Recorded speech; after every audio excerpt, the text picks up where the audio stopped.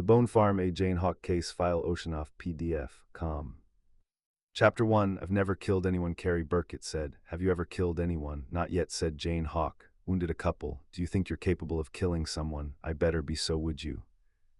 She drove fast, eager to conduct the final interview of the day, and then head home to Alexandria, which would be a 3-hour drive. She'd been away from her husband Nick and her boy Travis for 3 days, and although she took great satisfaction in her work, she loved her family more.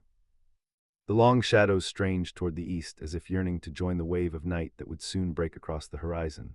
Small towns and smaller hamlets, the farms where herds of cows ambled barnward at day's end, cornfields cut the stubble readied for the hitch and harrow. The drone of the Suburban's tires on the county to lane was a monotonous song of weariness. This had been a grim and tedious day in a bucolic landscape, however she reminded herself. Tedium can become terror from one moment to the next. I'm 32, Carrie said in the bureau. 9 years, a lot longer than you, and never doubted I could kill about guys who came to that, but something's different now that. Now that what? Now that I'm going to be a father. His wife Rosalind was 5 months pregnant. If I have to kill someone, what will my daughter think of that when she's grown up and has their own opinions? She's going to be an FBI kid, Jerry. She'll understand bad guys and how they sometimes have to be stopped cold. Probably she will. But you never know about kids. Half the early September sky was a please, and across the other half sapphire blue, dark old toward black as the stars prepared to come on stage. The signs to the critical incident response group she and Gary were in south-central Pennsylvania, interviewing family and friends of a kidnapped 20-year-old college student. Catherine Haskell was the 22nd victim of a serial killer whom the worst of the tabloid press had labeled the mother hater. She disappeared 6 days earlier. 3 days after she went missing, her mother received an envelope postmarked Cumberland, Maryland. It contained a photograph of Kathy on a wooden stool in front of a sky-blue wall. She was naked and looks terrified. 21 other mothers had received photos of their daughters within a week of their disappearance, host Mark, in a variety of northeastern cities and states. A second photo came between 2 and 4 months later. The missing girl again make it, but now brutalized and dead, lying on bare earth as if on the brink of a grave. However ruthlessly the killer had used Kathy during the past 6 days, at least she wasn't dead. He didn't kill them until he tired of them. The high-quality photos were not embedded with any smartphone signifiers. They were taken with the camera, but the Bureau lab could not identify the manufacturer. The brand, the photographic paper, was sold in 49 of the 50 states. No fingerprints. The self-sealing envelopes didn't require the sender to lick the glue line, which eliminated the possibility of finding DNA material from dried saliva. The killer had access to a photographic lab, but it was likely a small in-home hobby set up untraceable. Months of investigation of commercial labs and photographers had turned up nothing of value. Are you sure your boy would understand you're killing someone? Hi, this is 3 Gary. He's not yet brooding about justifiable homicide. But you're confident you'll understand when he grows up. Yes, because Nick and I will teach him how the world really works, not how some people wish it worked, just like you and Rosalind will teach your daughter. The voice of the GPS assured them that they had arrived at Gossage Farm, and Jane turned right on to the long private drive that led to the house. Overhanging oaks roofed a lane of oiled earth. She switched on the headlights. The trees were only partly dressed in autumn color, still more green than purple-red.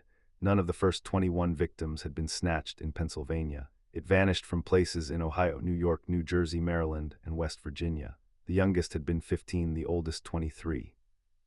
At first it seemed significant that the mother hater had begun hunting in new territory, but interviews with those who knew Kathy, coupled with the details of her life and disappearance, had turned up not a single fact that suggested anything different about the killer's choice of this victim, nothing that might lead them to an. Exactly where she had disappeared was not known. Her car, a 10-year-old Honda, remains missing. 3 days among the girl's grieving loved ones had left the graininess in Jane's soul and the second-hand sorrow in her heart. Handsome house at the end of the oak-shaded lane faced west, so that by reflection the burning portion of the sky, a ruse to the clobbered that would be white in daylight. Mercer Gossage, a cousin of Kathy Haskell's mother Anita, must have heard the Suburban approaching. He waited on the porch, a tall, imposing man of 44, country royalty. A 300-acre farm had passed from his grandfather to his father, and just 5 years earlier to Mercer through his widowed mother's will. He welcomes Gary Burkett and Jane up the porch steps and shook their hands. His smile was sewn through with a sadness also apparent in his blue eyes, but he seems naturally cordial and perhaps could not by his very constitution imagine introducing himself without a smile, even in solemn situations. "I brewed a fresh pot of coffee. I warn you it is to Starbucks what grapefruit juices to Dom Perignon, but you're welcome to it. If you'll just follow me through to the kitchen we can do this there." Jane didn't want coffee. In fact, she felt that they were to some small extent surrendering control of the interview by accepting Gossage's hospitality, but before she could decline, Carrie said he could use a cup. For grandfather clock stood along the ground floor hallway, pendulums, swinging mechanisms, softly clicking away the seconds. "My mother collected antique clocks," Gossage said. "Long case clocks like these, but also bracket clocks, carriage clocks, mantle clocks. For the longest time I thought it was a little batty, but then slowly I began to appreciate the beauty of them, and now I'm just as much a clock nut as she was." Through our 20s to the living room and dining room, Jane saw overdone, indeed fussy Victorian decor and fireplaces that each for 3 large clocks. Beyond the open door to a study were walls lined with shelves on which stood a small fortune in antique clocks, ornate gilt bronze and fuel, and cold and porcelain clocks.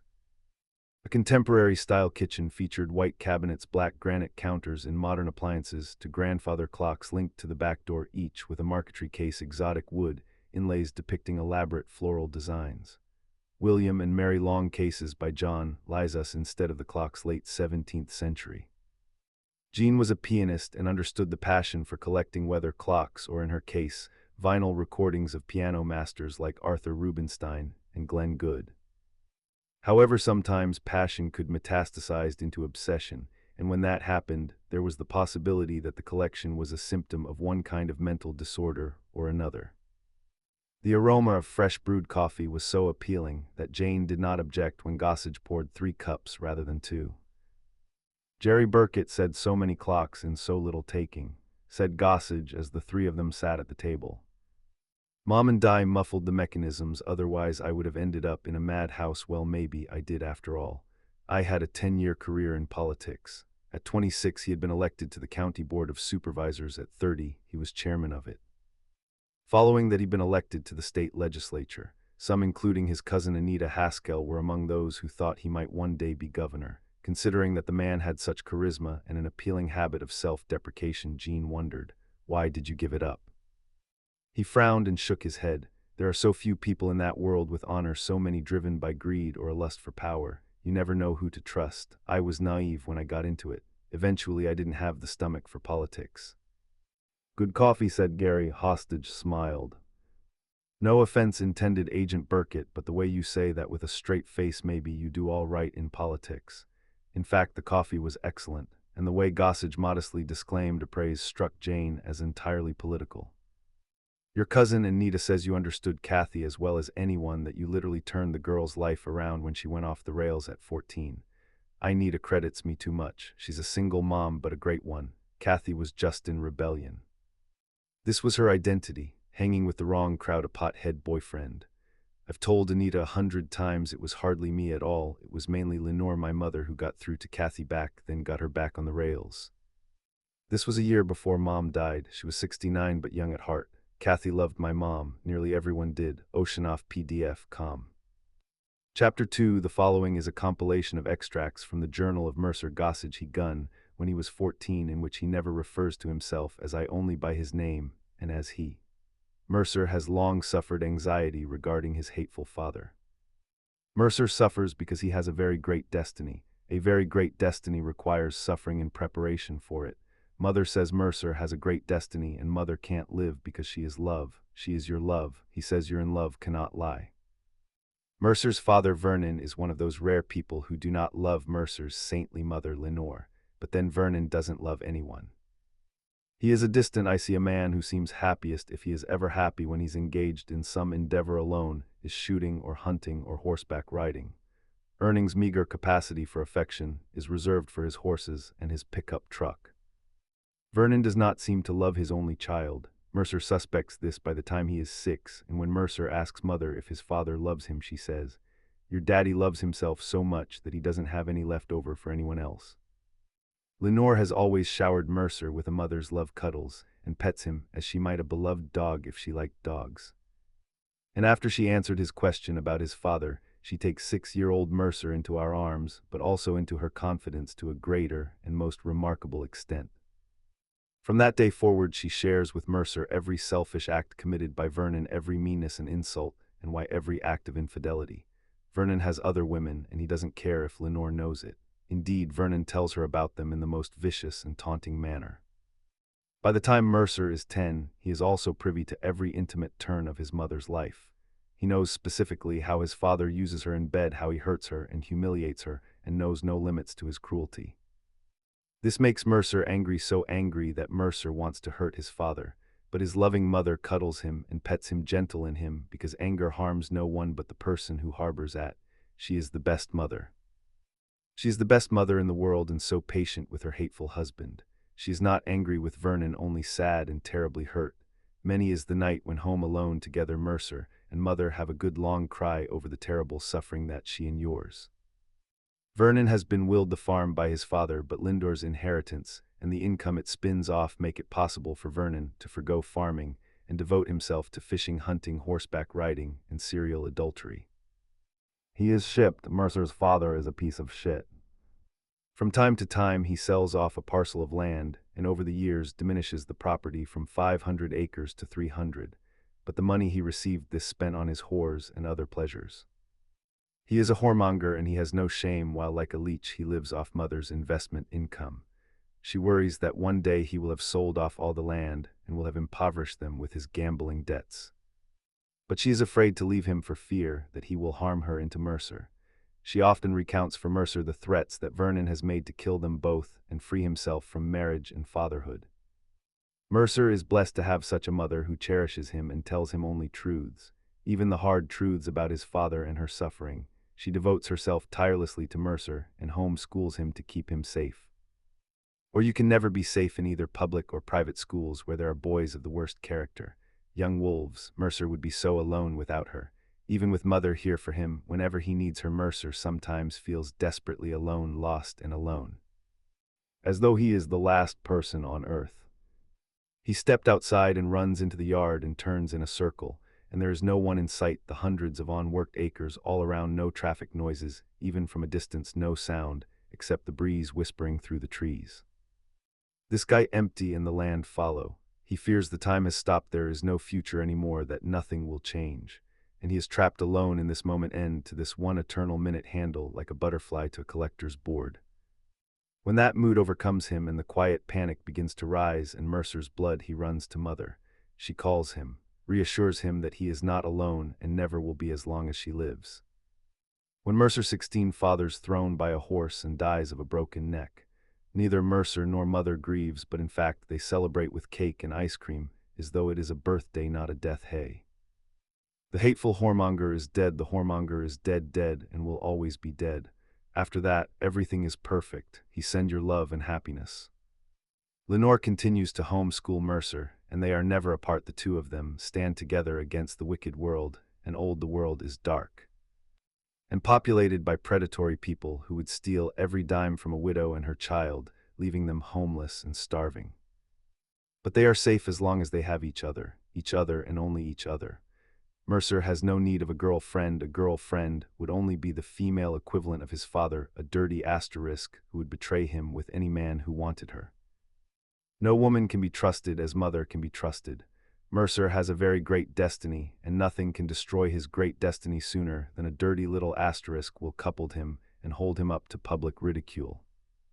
To relieve Mercer of the need for a girl of his own 5 years ago, when he was 11, Lenore showed him what any boy can do for himself in the privacy of his room to make a girl unnecessary. Ever since by mail she has purchased for Mercer thrilling magazines, then even more thrilling videos and eventually DVD movies to facilitate his erotic fantasies and spare him the mortal danger of real girls. When Mercer is 26, he runs for a seat on the county board of supervisors and wins, for the sole purpose of shepherding through certain land use changes that will increase the value of his precious mother's property, so she will never again have to worry about becoming destitute. When he goes away to the state legislature for a similar purpose, he still comes home from Harrisburg 6 nights a week. During 2 years in Harrisburg, he achieves what mother needs from the state government. And he is through with politics, which is a dirty business better suited to the late Vernon Gossage than to his son, who has never been with slut and never will be. Mercer never spent another night away from home. He is 39 when mother dies of a stroke. Mercer feels as though a part of himself is perished as well. Something inside him at the very center of him has imploded in black and then taken upon itself the gravity of a dead star. Mercer puts on a very brave front publicly, but cries himself to sleep night after night. His grief is nearly disabling, and the loss so invaders him that he considers torturing and killing her position damn well should have recognized the threat to that precious woman. He full doctor is incompetent, or worse, use a dirty whoremonger like Vernon. He is a whoremongering hated mother for the purity of her love. However, his mother taught him, anger only harms the one who harbors it, so Mercer must gentle himself. The Jens Dan star at the center of Mercer is pulling him into its absolute darkness, but Mercer smiles and puts on a brave front. As mother taught him, it is at all times essential to put on a brave front. Hide one's fears and truest feelings, because this sad world is full of wolves in human clothing, wolf who will exploit your every fear and weakness until they destroy you. The 5 months following mother's death are grim. A test of Mercer's ability to maintain self-control and repair for his great destiny. That hasn't happened in many years. He now again and often finds himself standing in the yard turning in a circle, alone and lost under the empty sky, in all that fallow land. The last human being on earth end to this eternal minute, with no future forthcoming. But then everything changes dramatically one day when he answers the doorbell and finds that he has come calling on himself.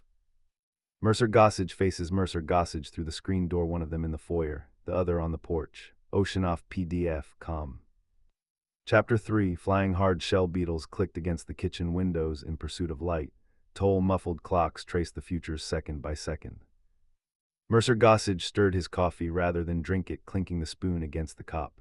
Stern not to cool the coffee, because the coffee was already cool enough to sip, but as though he wanted to transform the brew into something else.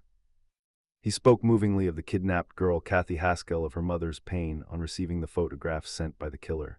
His grief seems genuine and profound on shed tears in his eyes, yet June Hawk found him vaguely disturbing. He directly not their eyes and answered all their questions about Kathy and the bad crowd that she had hung with for a while when she'd been 14. He didn't seem in any way evasive or insincere or nervous, except for how he kept stirring the coffee.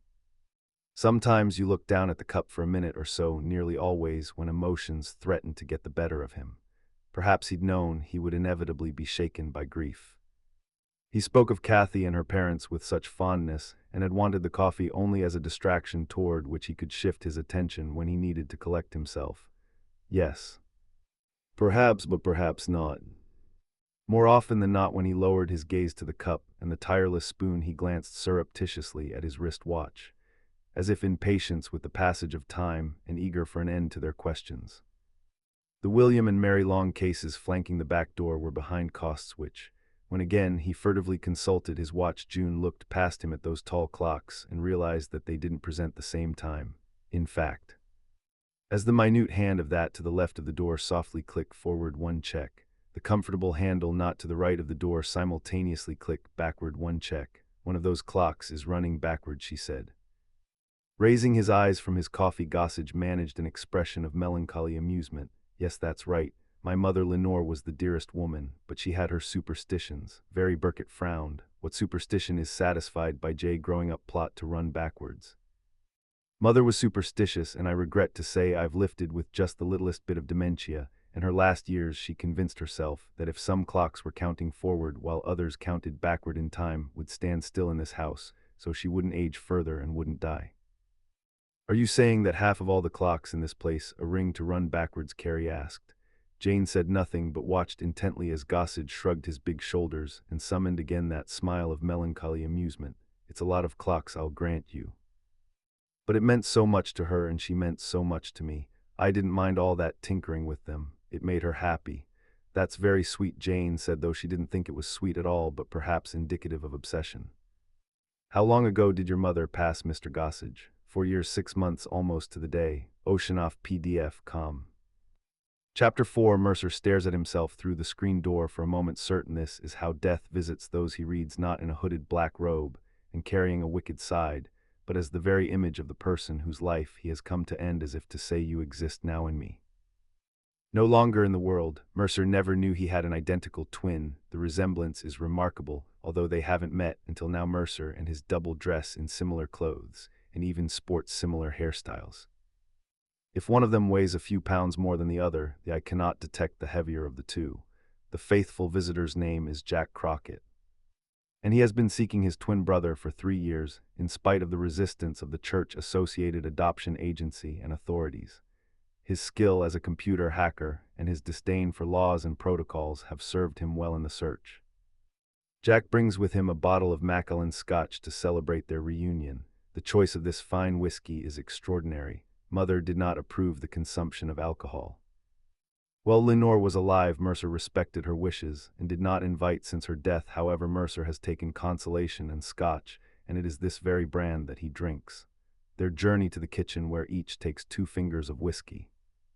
Mercer first assumes that Mother delivered twins and that his hateful father, who had no use for children, would not tolerate 2 of them in the house. But the truth is different and devastating. Mercer is not his mother's child, he is adopted. Both he and Jack are the children of a former prostitute named Brandy Wines, who put them both up for adoption. Randy still lives. Jack found her before he found Mercer. Because Randy used birth control one with a John, but not when in bed with her main man up to him, named to doing Gordon, that horror master is almost certainly their father. If your love cannot lie, which Mother often told Mercer, then Lenore was not sure love as she claimed. Mother deceived him about the most fundamental things: his origin, his heritage. Ridge all her relatives to cooperate with her in this shocking deception. Whether wide to Mercer as well about his great destiny, which she had never defined. With my guidance, my lovely boy, you've kept yourself. You're allowed no girl to seduce you, which has prepared you for a great destiny. It isn't for me to say what that destiny might be, although I know. Hello, my dear child, I know, but it is for you to discover. I must never rob you of the delight, the joy that will come with the surprise of discovering your great destiny. However, Mercer is the child of a slut and of him, raised by a lawyer, and he can't see how someone with root as we stood as his and grow into a great destiny. He is 39 and alone, and waiting for a great destiny that does not exist. Mercer has never been an angry person. Mother's moved away his anger each time that it arose, cuddled and headed him as she might have gentled the beloved dog if she liked dogs. If you didn't like dogs, and maybe she didn't like Mercer very much either. Maybe she manipulated and used him, lie and manipulated, and you missed the black hole that has existed at the core of him ever since Mother died, the dense, dead star of depression. Slowly begins to change in character. It becomes a simmering anger. Mercer is frightened by the potential of that anger to fester and grow.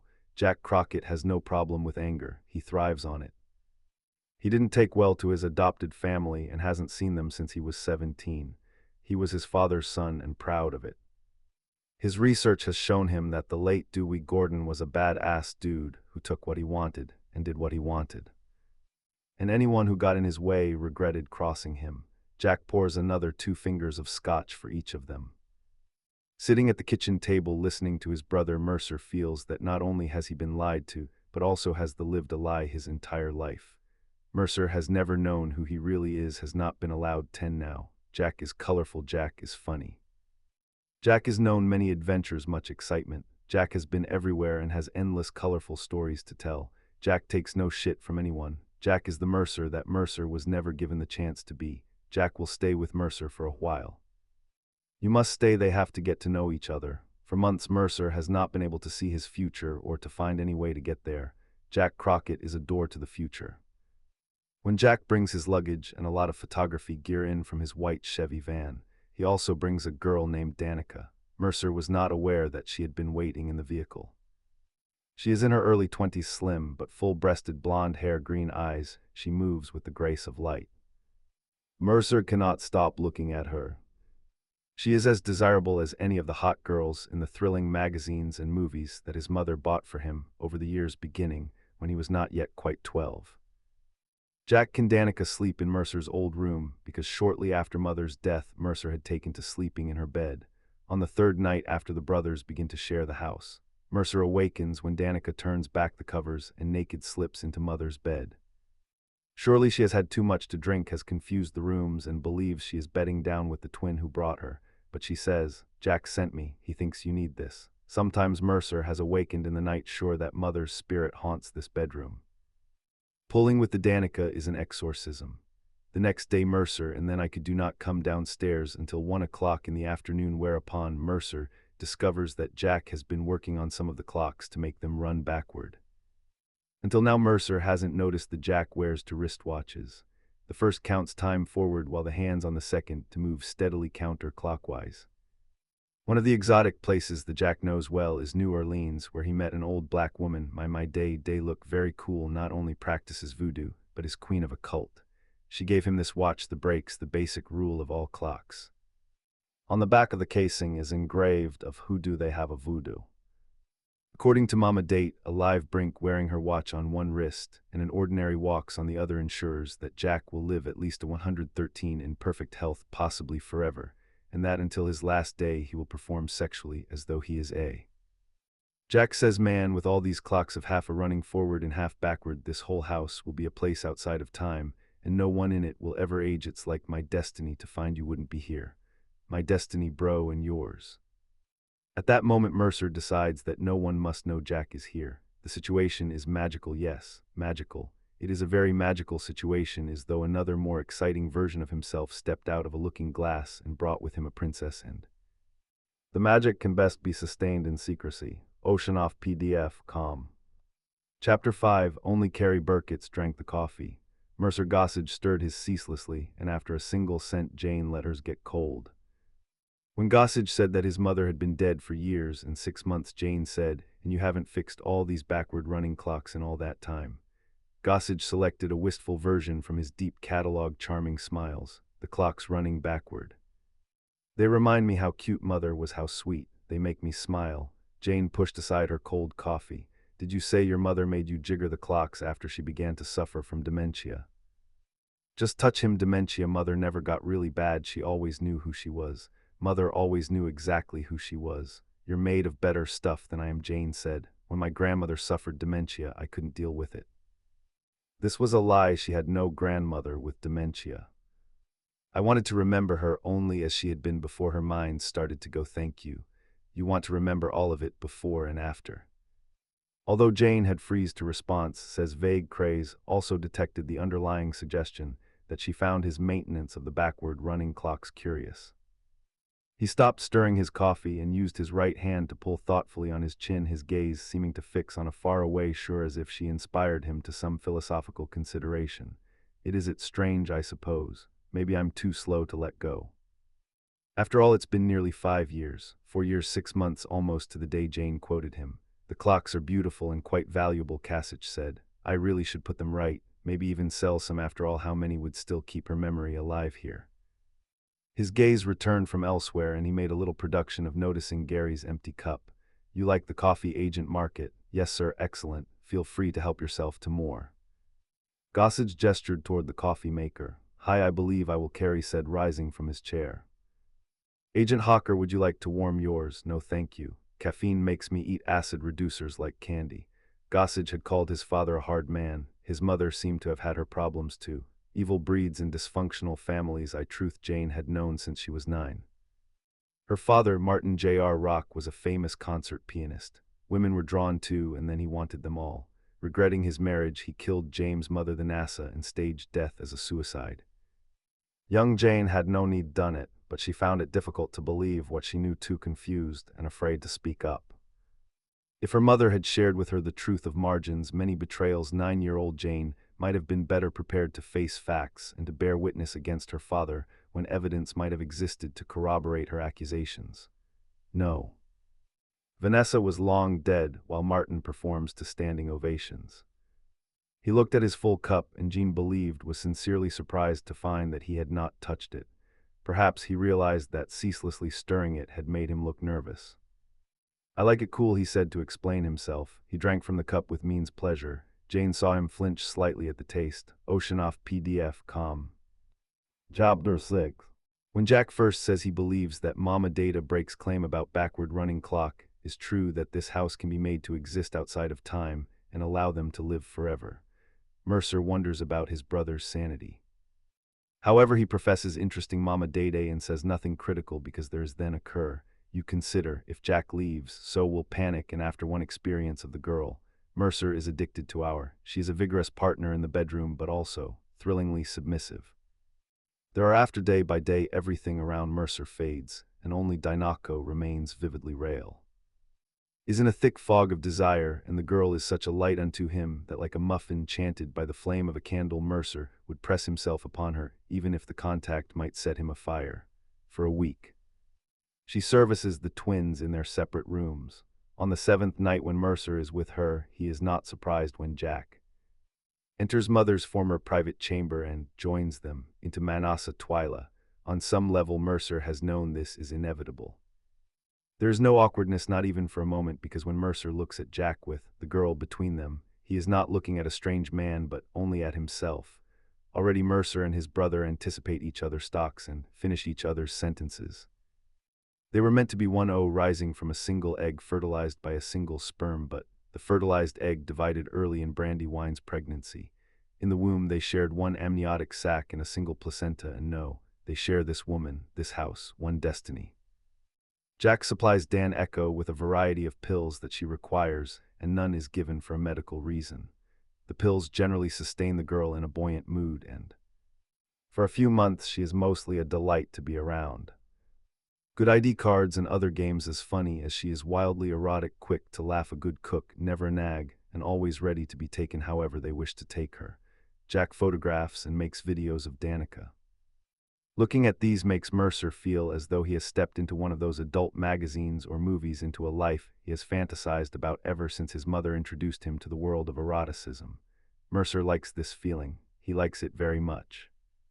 Danisha usually has days when she is troubled by what she calls blue meanies. She becomes soul and caustic, argumentative. She will not be touched. It is on one of these days that life at Gossage Farm takes a new turn, although it is no more of a surprise than was the moment when Jack joined Mercer, and then and then.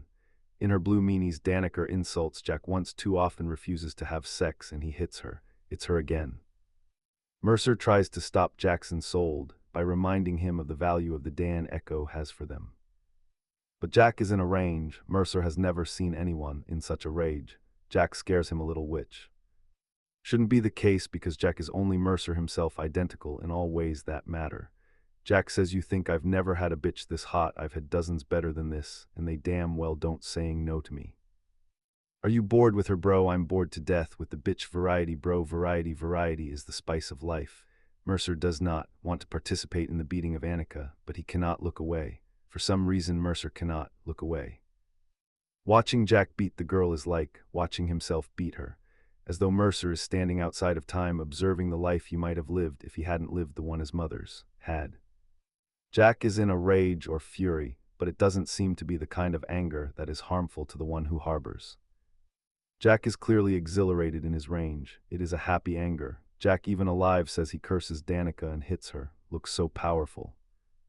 As Mercer has never been, Jack doesn't accept rejection, doesn't take shit from anyone. His rage is like an act of nature, the Roches, under storm, tornado, earthquake, and then its way glorious to be home. Mercer wonders if Mother lied to him about the need to repress anger.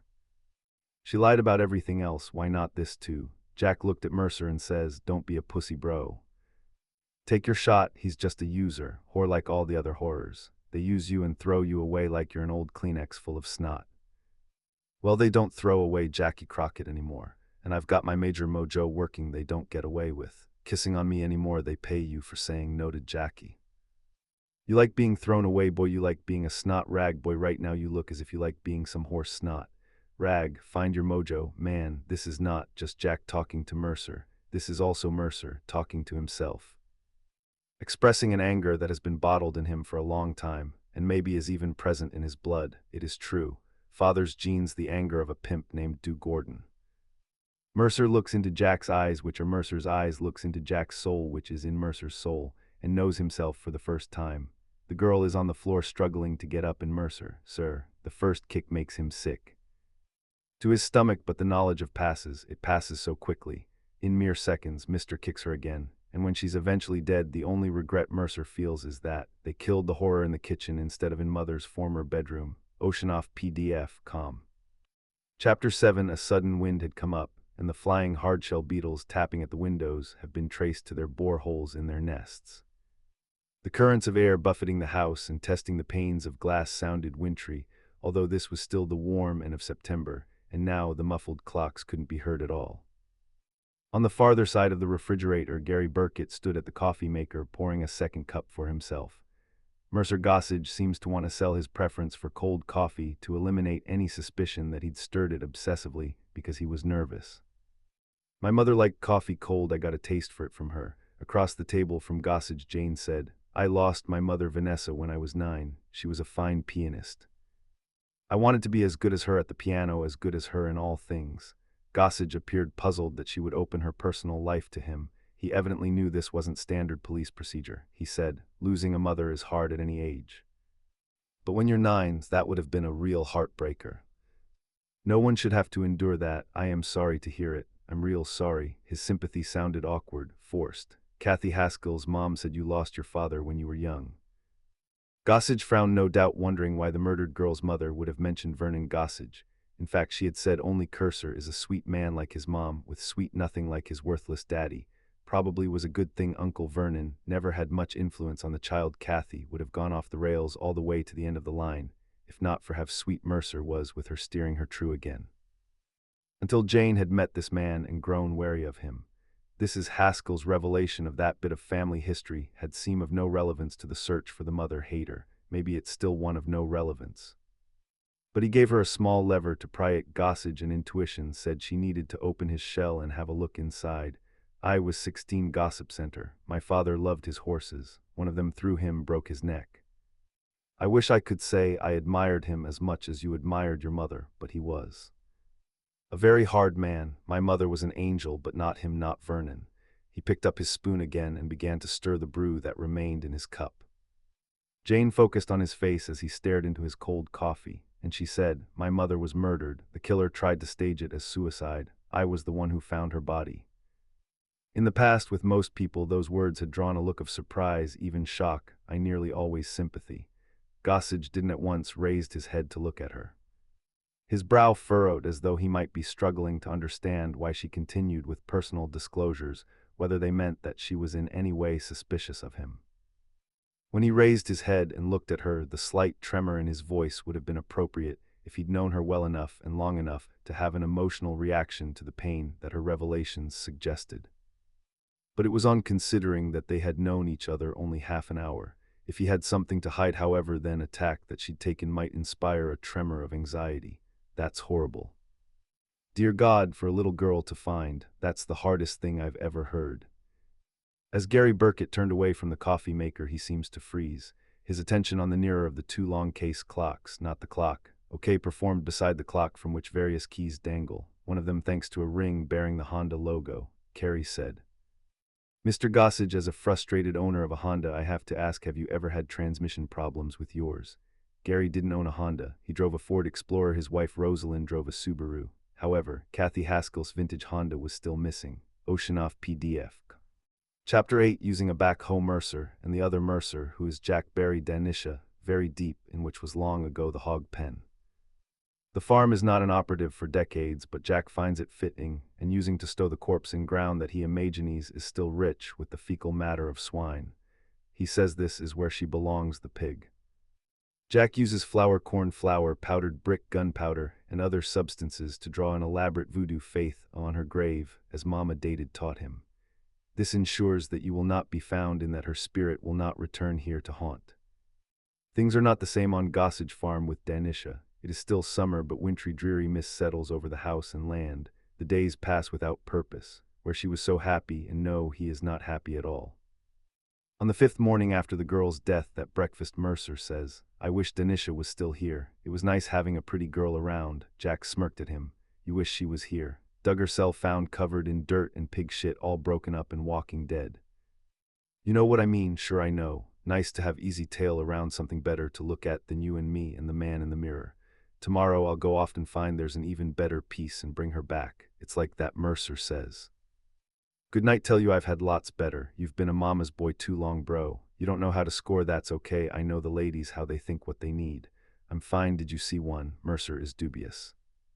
And this one you'll find feel have a taste for twins.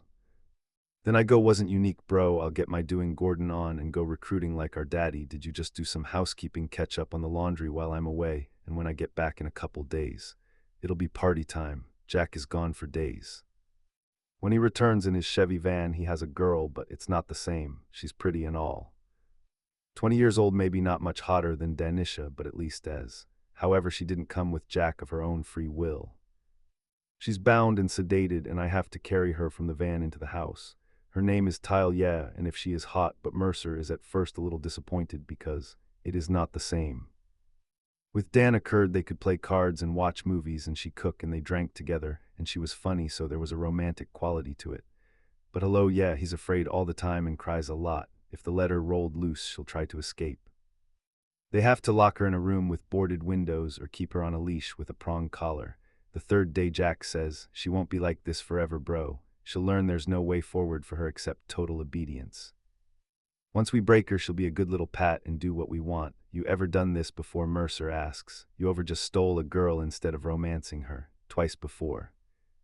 There's lots of them who can be romanced into doing anything, or they need someone to pay for their drugs.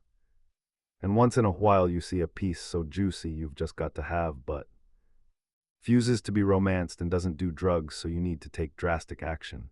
You can't let nobody say no to you in this world, because once you start letting that happen, it never stops. It's always no when you're finished. Seems awful risky. Better to live 10 years as a king than 100 years as a peasant. Take what you want to install Penny Pencher's son of a bitch who gets in your way. And I got moved, Joe Mojo working for me, bro. Over the next 6 weeks, Thalia is broken. She's so submissive that they can take the lesion prong collar off her, and she makes no attempt to escape. But for Mercer, it still isn't the same as with Annika. In some ways, it is not as much fun as with Dan Echo, but in other ways, it is more fun. There is such an edge to it. When Mercer wanted Janica, he had to ask her, and sometimes she said not right now or even no. But Thalia is not allowed to say no. Now you must do what she stole. Mercer discovers that when a girl must do as she is told, there are many more things you can think to do with her than he would try to do with the girl who could say no. It's a power trip, it really is. There's such an edge to the relationship. That edge is made even sharper by the awareness of how the relationship must end. With Then I Got You didn't have to end as it had if only she had not insulted Jack too often and hadn't said no to him with such scorn. For 2 reasons, however, there is only one possible end to their relationship with Saudia. First, they can never let her go because unlike with Janica, none of this is consensual. Second, they will inevitably tire of her and be done with her.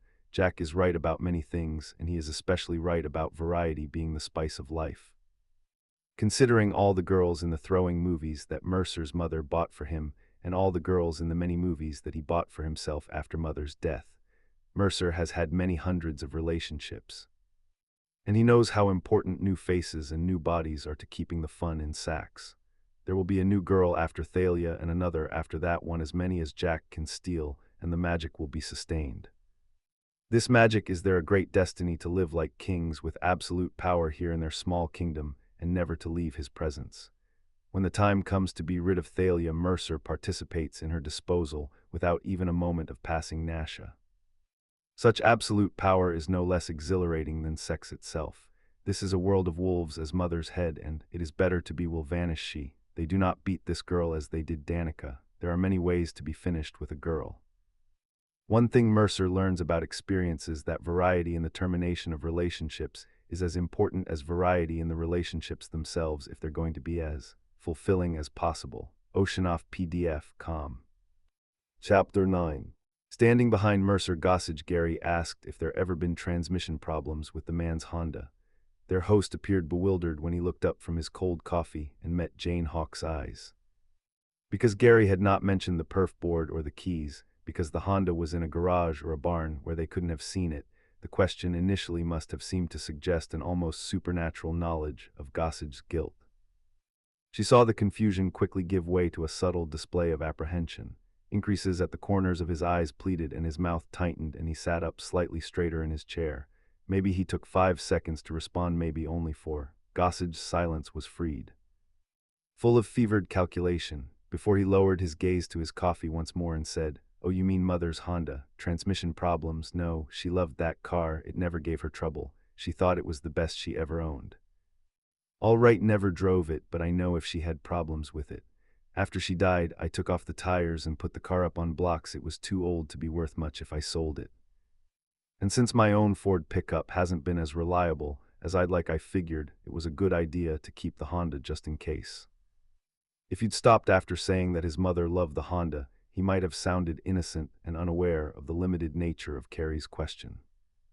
But when a guilty man was supremely confident that the scam he'd been selling hot gullible buyer when he was then rattled by a question, he tended to talk too much, spin out a rapidly crafted response with a lot of details that he supposed made his answers sound credible. Carrie looked at Jane, and she met his eyes, and he put his cup of fresh coffee on the counter. He said, "Maybe it was your mother's love of Hondas that influenced Kathy Haskell into buying a used one." Directly across the kitchen from Jerry, a pantry door opened, and another Mercer Gossage appeared armed with a pistol in a two-handed grip, firing as he came. Oceanoff PDF, com. Chapter 10. It is Jack's idea to send photographs to tell his mother one of her daughter naked and alive. Another of her daughter dead. Would you like to stick a shave in brandy wines for throwing us away like a couple snot rags? Yes, to Mercer, referring to the prostitute who was their biological mother. We sent the photos to tell his mother it'll be like sticking a ship and her the next best thing, the cutting Brandy herself. Mercer isn't at once convinced. You said Brandy is still alive. You could cut her for real. As it turns out, when Jack first tracked down Brandy, it didn't go well. He lost his temper and might have cut her then, but she's a tough woman running her own group of whores these days, and she is surrounded by tough people. If Jack goes back there, he's likely to take a bullet for his trouble. Maybe she did us a favor, Mercer says. Maybe if she kept us and raised us in that environment we have had, she lives. Jack Crockett Maxim. Should he lives, you mean, compared to your fabulous glamorous first 39 years on Gossage Farm with your Iceman father, your lying mother who kept chill like a petting, gave you porn movies when you were just 11, and turns you into a jerk-off artist afraid to go after real girls. Mercer has no response. Jack is street harder than Mercer tough, reminded them Mercer with no capacity for sentimentality. Jack seems so often to get directly to the undeniable truth, the things. Mercer has indeed been raised on lies and doesn't always recognize truths as quickly as Jack. Jack is also one of those wolves in human clothing that Mother often warned Mercer about. The kind Mercer used to fear, though now Mercer wants to be a wolf himself, believe without limits, without laws, without fear of others. Jack is showing his twin the way, and Mercer does not want to alienate Jack by arguing with him. Fact is, Jack says, what could have been better than living in that world, our whore mother's world, with him for our daddy? When we were old enough to, we Gordon could have told his girls that was part of their job to be all over his twin boys. We wouldn't have had to pay for it, not even by the bitch's dinner. We sure as hell wouldn't have had this deal any damn girls. Because Mercer and Jack can't stickers shive brandy wines without risking a bullet, and because the Lenore is dead and beyond harm. They stick a metaphorical shive in the mother of Tell You by sending her the photos. Jack drives all the way to New Jersey to mail them, and to look for a hot girl who will add variety to their lives. Pennsylvania must remain their Switzerland neutral territory from which they know they'll steal any girls nor mail photos to grieving mothers. Pennsylvania is called the Keystone State, and it is the keystone of their strategy to avoid drawing suspicion to Gossage Farm. New Jersey is called the Garden State. And Jack says that is because they grow a lot of hot girls there. After Thalia, Jack snatches the super cute 16-year-old girl named Lori and sends a photo of her to our mother within a day or two of taking her. Weeks later, when they have finished with Lori, he sends a second shot of the naked corpse. When he does the same thing with the next girl, Sandra, this becomes known as the mother haters pattern. Thereafter, when each family received the first photo sharing wish is greatly sharpened during the months that they must wait picture number 2. Jack likes to imagine what form and the families go through. They think they're so special with their nice houses in their education and their good jobs and their polished-up kids, going to soccer practice, taking music lessons. But there's nothing special about them that I can't, his son, and make it's for them forever. Jack likes the girls, the sex, the power, but the way he sees it, there's also an element of social justice and what he and Mercer are doing, a balancing of the scales, payment for the injustices the two of them have been. George. Sometimes they drink fine whiskey long into the night, talking, sharing, and Jack can often be funny doing voices and imagining what's happening in the house of the family currently waiting for the second photograph. Jack and Mercer laugh together in these occasions, and it feels good to laugh. Mother never laughed much, maybe she never laughed at all, Mr. Can't quite remember. Laughter is a good thing. Oceanoff PDF, com. Chapter 11. Mercer Gossage's double erupted out of the walk-in pantry in a fury as a jacked-up-on-drugs, a demonic figure, with a fiery flush on his face, argues protruding with hatred and rage, pale lips stand back from his teeth in a snarl. If he'd been self-controlled, Jane might have been cut down with Gary, but this guy got off on his anger for him. Violence was akin to an orgasm any host carry, with no regard for the fact that the magazine in his pistol held only 10 rooms. Carey reached to his right hip through his belt holster, but he didn't get a chance to draw his gun. He took a hard hit, as did the cabinets and refrigerator. Full metal jacket hollow points. I'm not a sieve. First wound may be instant death, and if not, quickly out. The moment the pantry door flew open, Jane started to get up, but the Mercer Gossage, who was seated across from her, didn't thrust to his feet.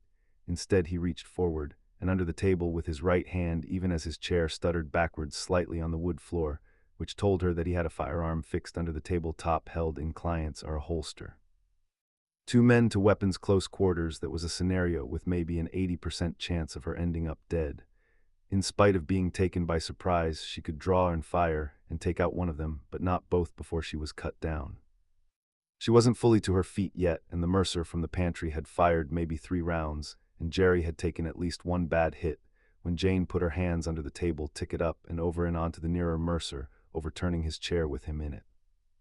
Maybe the bastard got the concealed gun before the table crashed onto him, maybe not.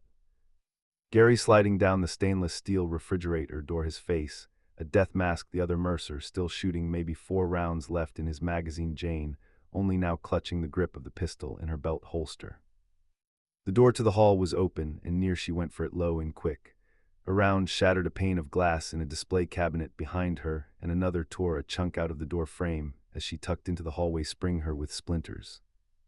Crossing the threshold, she pulled the swinging door shut behind her. Kathy Haskell's mother hadn't told her that Mercer had an identical twin, which must mean she didn't know somehow it was Mercer's secret. The mother hater wasn't one serial killer, he had to kill Buddy. They wouldn't come directly after her because there was a chance, however slight, that she might wait for them in a doorway along that narrow hall, which was a shooting gallery. They would expect her to sprint for the car parked in from the place, and they would come after her from outside, each along a different flank of the house. She didn't have either the time or the inclination to run to the car and get away. Kathy was in the house somewhere. The girl had only been snatched 6 days earlier. She was here and alive. She couldn't be left to die. Jane opened the front door. It didn't step on the porch. A warm wind rushed through the screen door, hissing into the foyer. Let them think she had gone outside, let them waste time searching the night. She turned away from the door as the invading wind pushed it all the way back against the foyer wall, and she ascended 2 steps at a time, to the second floor. Oceanoff PDF, com. Chapter 12. For more than 4 years now, Jack brings home fresh girls, a new one every couple of months, is brilliant at stealing them, nothing less than brilliant, and the hunt for Mother Hater is the longest-running front-page crime story ever. Mercer has found his great destiny, as his mother predicted, the one truth she ever spoke. The clocks are running backward, and the house is outside of time, just like Mama Dada Breach claimed, which is why the foolish authorities can't find them. The house is outside of time, and they are immune from discovery. They are kings in a world of peasants. The girls are throwing more exciting by far than any of those in the porn films. Romance with Danisha was nice at the time, but now Mercer understands that romance is just a distraction from the main business, an invention of the weak or afraid to admit what they really want. Breaking the girls and using them is willing. And they are no longer fresh enough to be exciting. The variety of ways they can be killed isn't merely thrilling, but also exactly what they deserve, because they are all whores who, if they had children, would throw them away like snot rags. Mercer is now dressed in white. Jack. They both wear black jeans, black t-shirts in warm weather, black and blue plaid flannels in colder months. Their haircuts were similar when Jack first arrived. Now Mercer and Jack are identically barbered. The more precisely Mercer looks like his twin, the better he feels. The city, for he feels the less. Hello, they've got their mojo working big time. It's a Friday morning, 10 o'clock, a week after they finished with the most recent girl, and Jack has not yet gone on the hunt again. Kathy Haskell, daughter of cousin Anita, soon to be returning to college for a new academic year, pays an unannounced visit while Mercer is upstairs in the shower. Kathy is visited before, and Jack has watched her secretly from another room, so he opens the door and lets her, and pretending to be Mercer. He takes her into the kitchen, pours coffee, and so it's not a plate of many muffins that Mercer has made from one of Mother's recipe has. Then Jack excuses himself and hurries upstairs to tell Mercer they have company. Mercer goes downstairs and spends some time with Kathy, pretending to be the same Mercer he was before Jack moved in. When Kathy is gone, the brothers convene in the kitchen. Jack slides the fingertips of one hand back and forth across the seat of the chair in which Kathy has been sitting. I've said it before, Perrault, and I'll say it again. I really need a piece of ass. She has all the right stuff in the right places. This is our Switzerland, Mercer reminds him anyway. Not her, never. Think you don't want her, I don't. Back when she was 14 and you were 38, you spent a lot of time with her. Why? Mother and I spent a lot of time with Kathy, both of us, to get her back on the rails, straightened around. You didn't once think about getting in her pants. No, bullshit. He's hot now, she must have been delectable Van. No matter how hard she was, I didn't need her, Mercer says. I had my movies. Jack grins and claps his hands. So you did want to get in her pants. You wanted it so bad. I bet you spend hours and hours with your freaking movies, and every girl in them look like her. Take you. Jack can be deceived. He sees right through people, sees the truth of them. Yeah, I could have seen the truth of Mother in a minute, the truth Mercer had not been able to see while Mother was alive. Mercer says, Kathy phone, she was a tease. That's one of the ways she was off the rails. Boys were too important to our, and that's the way she got them interested. Yes, another holer, says Jack. She's off limits, Jack, she's family. Her mother, Anita Haskell, is your cousin, you know she has. And Anita's mother was my Aunt Gladys, my father's sister, which you also know. Gladys never wanted much to do with you and your mother, and neither did your cousin Anita. That's why Kathy would talk to us, because Mother and me, we weren't Anita and Gladys, we were different from them. He said it was you, not your mother, so much that turned Kathy around. Because I became like a father figure to her. Anita is a single mother. Kathy never had a dad in her life. At 14, she was a real tease her. If you teach you a man 24 years older than her, come on, do you flirt?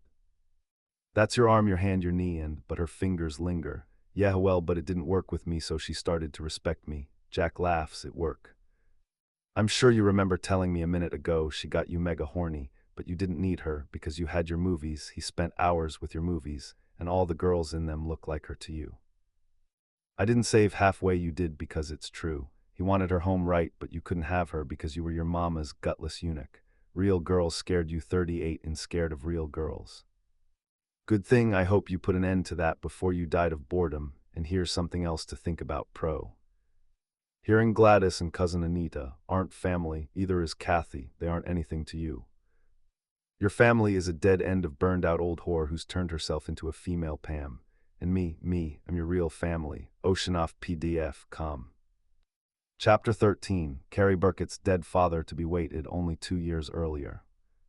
Rosalind Burkett, carrying a child, would be born fatherless, born into its mother's grief. This sucked, stank. Jane could not allow herself anger yet, or grief. Anger and grief would interfere with clear thinking, get in the way of survival. Light filtered up the stairs from the foyer, but the second-floor hall was a shadowy as a catacomb, the rooms to both sides as dark as compatible. She could suppress anger and grief, but she couldn't entirely quash fear. Some fear was good, it sharpens the senses. Long case clocks stood on both sides of the hole, as if they were death's hooded lieutenants. There are king pendulums like science, ready for the reaping. She sheltered between two of them, her back to the wall, head forward just far enough to look past the clock on her left and watch the head of the stairs. She tried her iPhone, no service. This was farm country, and she was a long way from a cell tower. In the kitchen there'd been a wall phone. A landline down there suggested a landline up here, most likely in the master bedroom. Find it, call local law enforcement for backup, then locate Kathy Haskell, defends her until sheriff's deputies arrived in force. She couldn't hear anything but wind rattling the screen door down in the foyer, offering the walls of the house keening across the roof. Creaks and serves stressed joinery settled on her from the rafters attic. She stepped out from between the clocks, holding the iPhone at her side, aiming it at the floor, using it as a flashlight, fingers occluding part of the screen to to minimize the risk that the killers seeking her outside might glimpse a ghostly radiance moving across the window. She found the master bedroom phone on the nightstand. She keyed in the 3 digits on the nightstand phone, switched off for smartphone, stood in the dark. She didn't bother giving her location, it was already on the 911 operator screen. Keeping her voice low, she identified herself, reported Jerry Down-eyed Mercer Gossage and his twin as the killers. Catherine asked was alive somewhere here. Fast, backups rolling, stay on the line with me. If I don't move, I'm dead. The operator started to say something, and then was gone. As if someone had cut the phone line coming into the house. As Jane hung up the handset right in the upstairs hall beyond the bedroom door. Oceanoff PDF, com. Chapter 14. And me, says Jack, your real family. Jack is not just making a pitch to sack Kathy Haskell.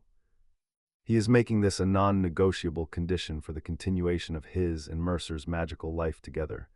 Jack badly wants Kathy and always takes what he wants, taking what he wants to never. Taking no for an answer is how he defines himself, and if that is no longer who he is and he's lost, is nobody, Mercer knows, this is reckless. Jack is always reckless and it works for him. He's almost 44 and he skated through a lawless life without one arrest. In addition, the Dan Echo he's brought 21 girls to the farm over 4 years, tormented 21 families, and during his sons, he hasn't once come close to being caught. Jack is charmed. Mama Day delivery because inoculated him against arrest and prosecution. That's what Jack believes, and no reason has been presented to suggest that he is wrong. Yeah, Mercer is worried. Mr. goes outside and stands in the yard and slowly turns in a circle again. Under the Jeep and profoundly empty sky, surveying the hundreds of fallow acres, loneliness, a sense of being the only human being left on earth, and isolation from all meaning and purpose swell within him at the mere prospect of Jack's permanent departure. He imagines being alone in the house at night, with no girl in the cellar to use, with no company but that of the 21 dead girls vary in the former hog pen. Without bold, exciting Jack at his side, Mercer will become a middle-aged nothing. As dull as ever he'd been before Jack arrived. Jack is the only family Mercer has or ever will have, and family is everything. Oceanoff PDF, com. Chapter 15. Groaning wind up the windows and shrouding darkness throughout the bedroom, sudden light in the hallway. June with her Glock 19M in a two-handed grip. The switch for the hallway lights might be in the first floor foyer, or it might be at the head of the stairs, in which case at least one of the killers was already on the second floor. If they had gone outside, they'd return sooner than Jane anticipated. They knew there was no cell phone service. Maybe they came back so quickly because they realized she might be seeking a landline. A hard roar of a shotgun reverberated off the walls as if they were drum membranes. Here, on the second floor, toward the front of the residence, glass shattered, wood cracked, buckshot rattled off metal. At once another round followed the first. What was he doing? He wasn't shooting in fright at shadows and phantoms. People who kidnapped 21 girls and got away with it for 4 years weren't the type given the panic. A third round shook the walls. A fourth. Those 3 seemed to come from elsewhere than the first 2, perhaps from the east rather than the west side of the hole. He was clearing rooms. This wasn't how Jane had been taught to clear rooms at Quantico, when as an agent you had to be concerned about the safety of innocents, about rules of engagement, but it might be how homicidal sociopathic cleared rooms when you had a lot of ammunition and didn't give a rat's ass about collateral damage. There was nowhere in the master bedroom for her to take a protected shooter's position and nail him when he came through the doorway. A volley of buckshot would perceive him. Evidently, he was also shooting into closets, bathrooms, into any adjacent space in which he thought she might be hiding, which is why the blasts were coming in groups of 2 and 3. A shotgun probably had a 3 or 5 round magazine plus 1 in the breech. He'd spend 1 round from the hallway, chop the room with buckshot, enter with 3 or 5 more rounds ready. As the 12-gauge roared, Jane slipped through the darkness to the rectangle of moonlit glass. After 2 seconds silence, during which she twisted open the lock on the double-hung window, the weapon bloomed again. If the window was painted shut, she was dead before backup could get here. The bottom sash slid up easily. Wind interface its 10,000 voices, whispering in our ears. Beyond lay the back porch roof. She eased through the opening hold. The sash shot stepped to one side and pressed her back to the club of wall. Glock in both hands, muzzled toward the night sky. Intervening rooms had somewhat muffled the shotgun fire, so she wasn't temporarily deaf from the volume of sound, but she couldn't hear clearly either. A pounding heart sounded strangely distant, like the ominous cloven hoofbeats of a predatory beast in a dream forever circling her just beyond the limits of vision. You are right, a shotgun blast shattered the window, and in the aftermath of the muscle flare, the killer switched on the bedroom light. Oceanoff PDF, com. Chapter 16. During Kathy Haskell's drop-in visit, she mentions that she is spending the night with a high school friend, Lisa Schuster, on the Schuster family dairy farm, and leaving from there for college at 8 o'clock in the morning. Having lived largely in the isolation of Mother's Love, Mercer doesn't know the Schuster for the location of their operation, but in a few minutes on the internet he finds them. At 7:30 a.m. Mercer is in his Ford pickup parked along the two-lane county road 3 miles south of the Schuster place. In a few minutes before 8 he gets out of the truck and puts up the hood and pretends to be troubleshooting a breakdown, though in fact he is watching the southbound lane for the first sign of Kathy's 10-year-old Honda. Use a punctual girl always has been, even when she was 14 and going off the rails, and she shows up at 8:06. As she approaches, Mercer slams the hood, contriving to appear annoyed and distracted, moving to the driver's door of the truck, not paying attention to the approaching car. She tapped her horn and pulls off the road in front of the pickup. Mercer bends down to the driver's window, expressing surprise at his fortuitous encounter. Because he knows that he is not familiar with the Schuster family, she believes he doesn't realize they live only 15 minutes from Gossage Farm, and she finds this crossing of paths innocent, serendipitous. Mercer gives her some flim-flam about a cracked distributor cap. She knows that he repairs his own vehicle, so it's credible when he says he has a spare cap at home. Because they are still in his own, without cell service, Mercer asks if you could drive him to his place where he can grab the parking needs and then return him to the broken-down pickup, because Mercer spent so much time talking sense 2 or 6 years earlier. Kathy is happy to oblige. They are together at the roadside perhaps a minute. No traffic passes in that time. No one has seen them together. During the ride to Gossage Farmers, there is amazed as he listens to himself chat with Kathy. As if he has no foul play in mind, he is so smooth. Yes, he thinks, I have become Jack, and this greatly pleases him. She doesn't mind being delayed half an hour or more to aid him because she feels that she owes him. He feels that he owes her to was her for the way she teased him back in the day. Hey Monday him with her eyes and her string hand and all the wiles of her body, when he was merely Mercer and too weak to take advantage of what she offered. She had at times laughingly mocked Mercer for his timidity, and he owes her for that as well. As they grow near the pharmacy, savage pleas swells in Mercer, an old, most rapturous feeling of absolute power. Breaking Kathy and using her will be a special pleasure, but Mercer suddenly understands that killing her will be even more thrilling than the sex, because she is the last remaining reminder of the feeble, timid fool that he had once been. When Kathy is dead and buried in the hog, and Mercer will have erased his past, and he will be entirely in, higher early, as ruthless as Jack. The empty sky and the fallow land will not disturb him anymore, and he will never be alone, because there will be Jack, and there will be an endless series of girls, with the clocks and the counterclock stalling the flow of time. In the timeless bubble that is Gossage Farm, he parks beside the barn in which Mercer maintains his mechanic's shop. When she disengages her safety harness and switches off the engine to wait for him, it distracts her by saying, "There's something I need to say to you, something I've wanted to say for a long time." She regards him with interest and is frozen in shock for a moment when he says, "You're a totally hot bitch." Which is precisely when Jack pulls open the driver's door and grabbed her by the hair and pulls her screaming from behind the wheel. There is no one to hear her scream except Mercer and Jack, who are wildly excited by Jack. Gets an arm around his neck and dragged her to the ground while Mercer runs around the Honda with the zip ties that he will use to bind her wrists and ankles. When Kathy is locked in a room in the cellar, Mercer pulls the Honda into the barn. Jack drives his Chevy van with Mercer aboard to where the Ford pickup was left alongside the county road. In separate vehicles, the brothers come home to their glorious destiny. Oceanoff PDF, com. Chapter 17. Jane on the porch roof, back pressed to the cloud wall, the wind rushing down out of the moon and seeming to shimmer the lunar glows through the turbulent night. The window exploding into the wind, sudden light in the bedroom, another roar, shotgun pellets ripping through something inside, maybe through the flimsy sliding doors to the closet. The weapon moving again, probably clearing the ensuite path where the door had been standing half open, a ringing cascade of bathroom mirrors dissolving from the walls to the floor. In extreme circumstances, she took crazy risks because the odds said that crazy was in that situation rational. If the odds were backed up with a flash of intuition, she moved fast using what she had learned at Quantico, but she didn't allow by-the-book rules to override her gut. Her pounding heart shook her arms, right on the fear. The sloped roof didn't permit her preferred shooting stance, but with the 9mm Glock in a two-handed grip, she stepped boldly into the outfall of light and saw Mercer Gossage, or his twin, starting to turn away from the bathroom toward the hallway door. He saw her too and swung toward the blown-out window. Your initial post of the Americal gun sight was radiant in the low moonlight, and she squeezed off her shots. 147 grain spear gold. 2 runs 3 hits. A shotgun fell from the killer's hands with his last channel still chambered.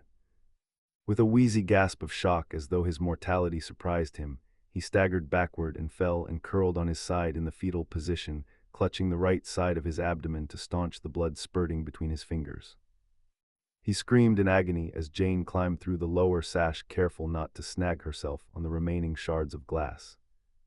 Although she didn't want to put the murderous bastard out of his misery, wanted him to suffer as his victims suffered his screams, mask whatever sounds his brother might be making, sure she booted him onto his back and shot him point blank through the heart. His left hand slipped off the wound, which ceased spurting when his heart stopped, and Jane saw that his right hand was pressed not to the torn flesh, but instead to the pistol in his belt holster. He had lacked the strength and clarity of mind to use it. For a few seconds crossing the room, our eyes fixed on the open door to the hallway. She heard nothing but the ringing in our ears, the winds keening at the broken-out window, and her tom-tom heart pounding the rhythm of mortal dread. Then the other twin shouted from downstairs, "Jack, what the fuck, what's happening, Jack?" Jack, so it was Mercer, hello. She is through the doorway and looked toward the stairs. He wasn't coming up. He let out a long, despairing cry, chilling and childlike in its shrill noose, revealing that he was moving out of the foyer and along the hallway toward the kitchen. Jane and Jack to the magazine from the Glock, in which only 4 rounds remained.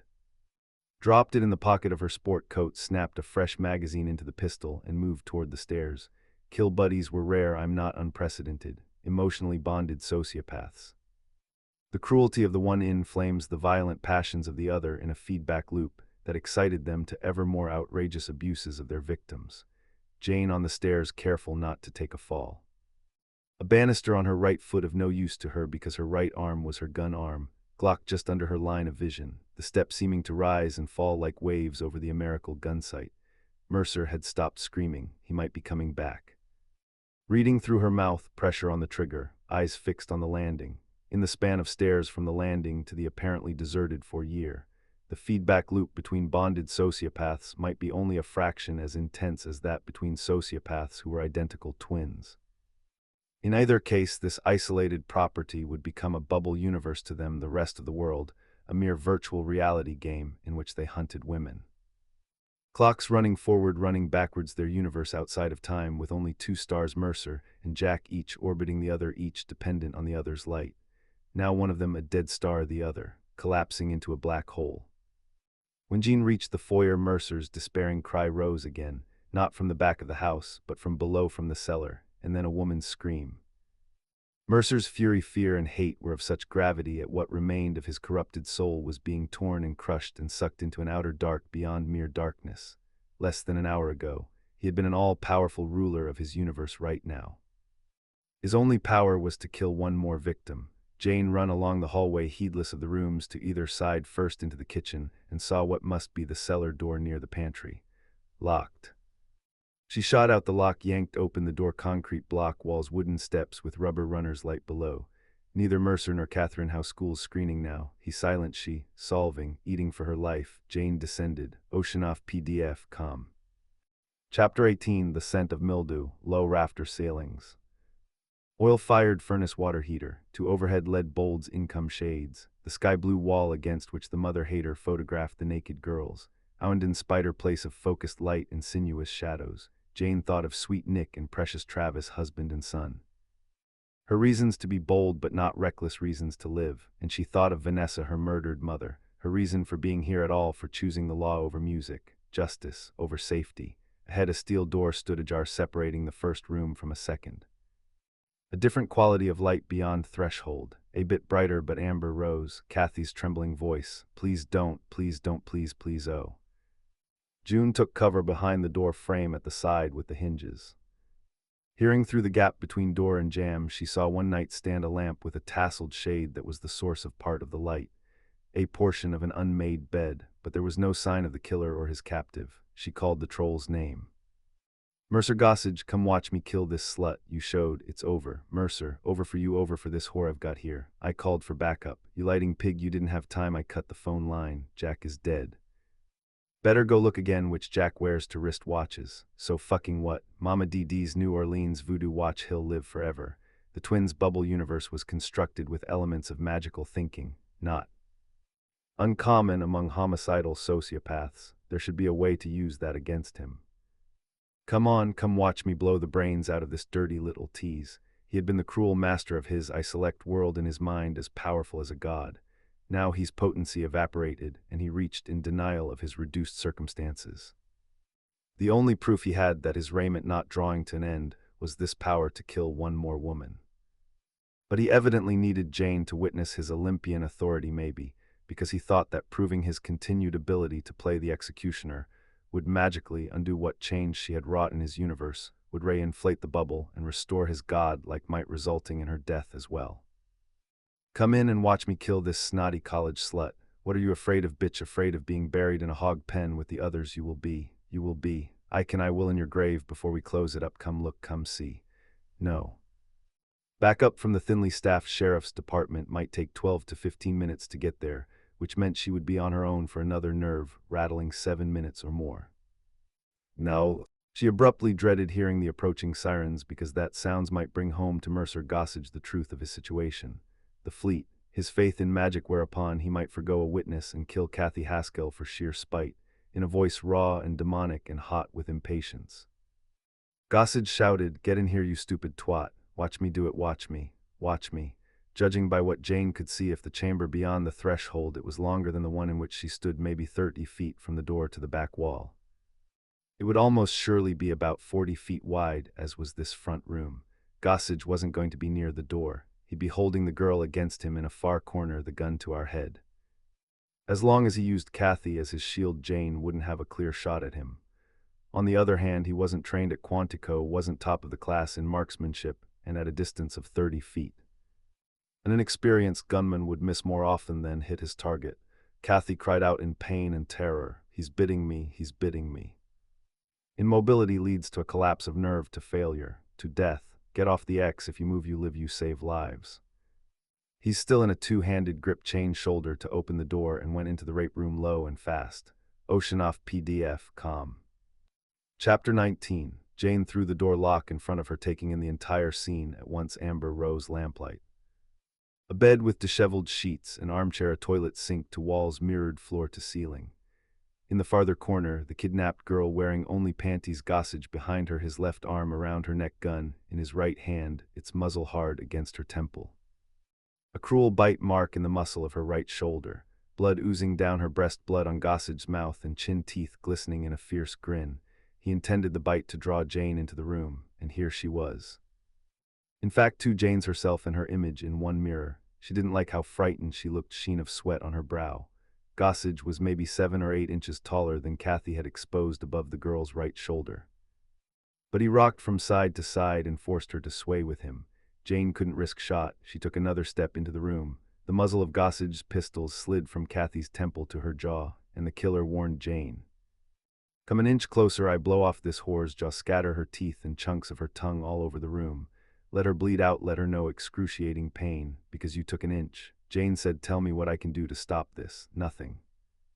You want something from me, or you already have done it. I want you to stand there, bitch, stand right there until Jack comes up behind you, then you can watch me kill her. 2 seconds later, he'll blow your head off, and everything will be like it was. Jack is dead, liar, liar, liar. The clocks are ticking. You brought some way bad mojo into the house, but the clocks are ticking, some forward, some backward, and you're no Mama DD, you're just a dumb twat with a badge. 4 years of holding absolute power over 21 girls, 4 years of indulging every demented fantasy of rape and torture, 4 years of committing one atrocity after another with never a negative consequence had convinced him that Gossage Farm was a world unto itself, where no transgression would be punished. However, sirens were imminent when he heard the sirens. The last of his delusions would expire. His pent-up rage and hatred, purified and intensified through years of violence, was like a brick of C4 explosive waiting for an electric spark. When Mercer Gossage detonated, he takes a girl out with him rather than die alone. Jane had to do something to change the situation. Play to his need to hold fast to his fool's paradise. She said, "Kill me instead." His grin settled into a contemptuous sneer. "What shit is this? Let her go and I'll die for her. I am supposed to believe you're some saints with great tits." Somehow she had to craft this moment so that it flowed with the fluid strangeness of a dream. Mercer Gossage had been living a dream for years, a nightmare for his victims, but a fantasy of supernatural power for him. And lulling him into that waking dream state might make him overconfident and prone to miscalculation. She said, "Clocks are ticking forward and backward, right? There's no time here, right? Death doesn't happen here. You kill me and I still live, right?" Blank with sweat, his hair fell into his face as he swayed back and forth with his hostage. He shook his head. "It doesn't work that way, so how's it work?" "It only works that way for me and Jack. He has the voodoo watch and I have mother's clocks, and you don't have either. You have nothing. I think it works for me. In fact, I know it does." Did it work for all the sluts buried in the hog pen? Go out there and ask those rotting whores if it works for them. It only works for me and Jack. "Let her go," Jane repeated, "and I'll die for her."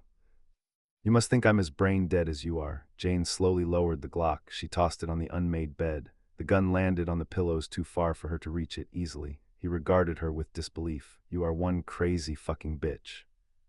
Something's happening to me, something weird but good.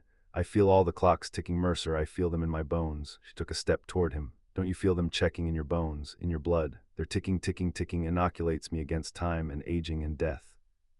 Kathy Haskell wept, either pleading with Mercer or warning off Jane. "No, no, no. Do you hear Mama D.D. Mercer?" Her sweet black voice, soul of the Boyu. "I feel the clocks in my bones, and I hear Mama Data whispering all the way from out there in New Orleans.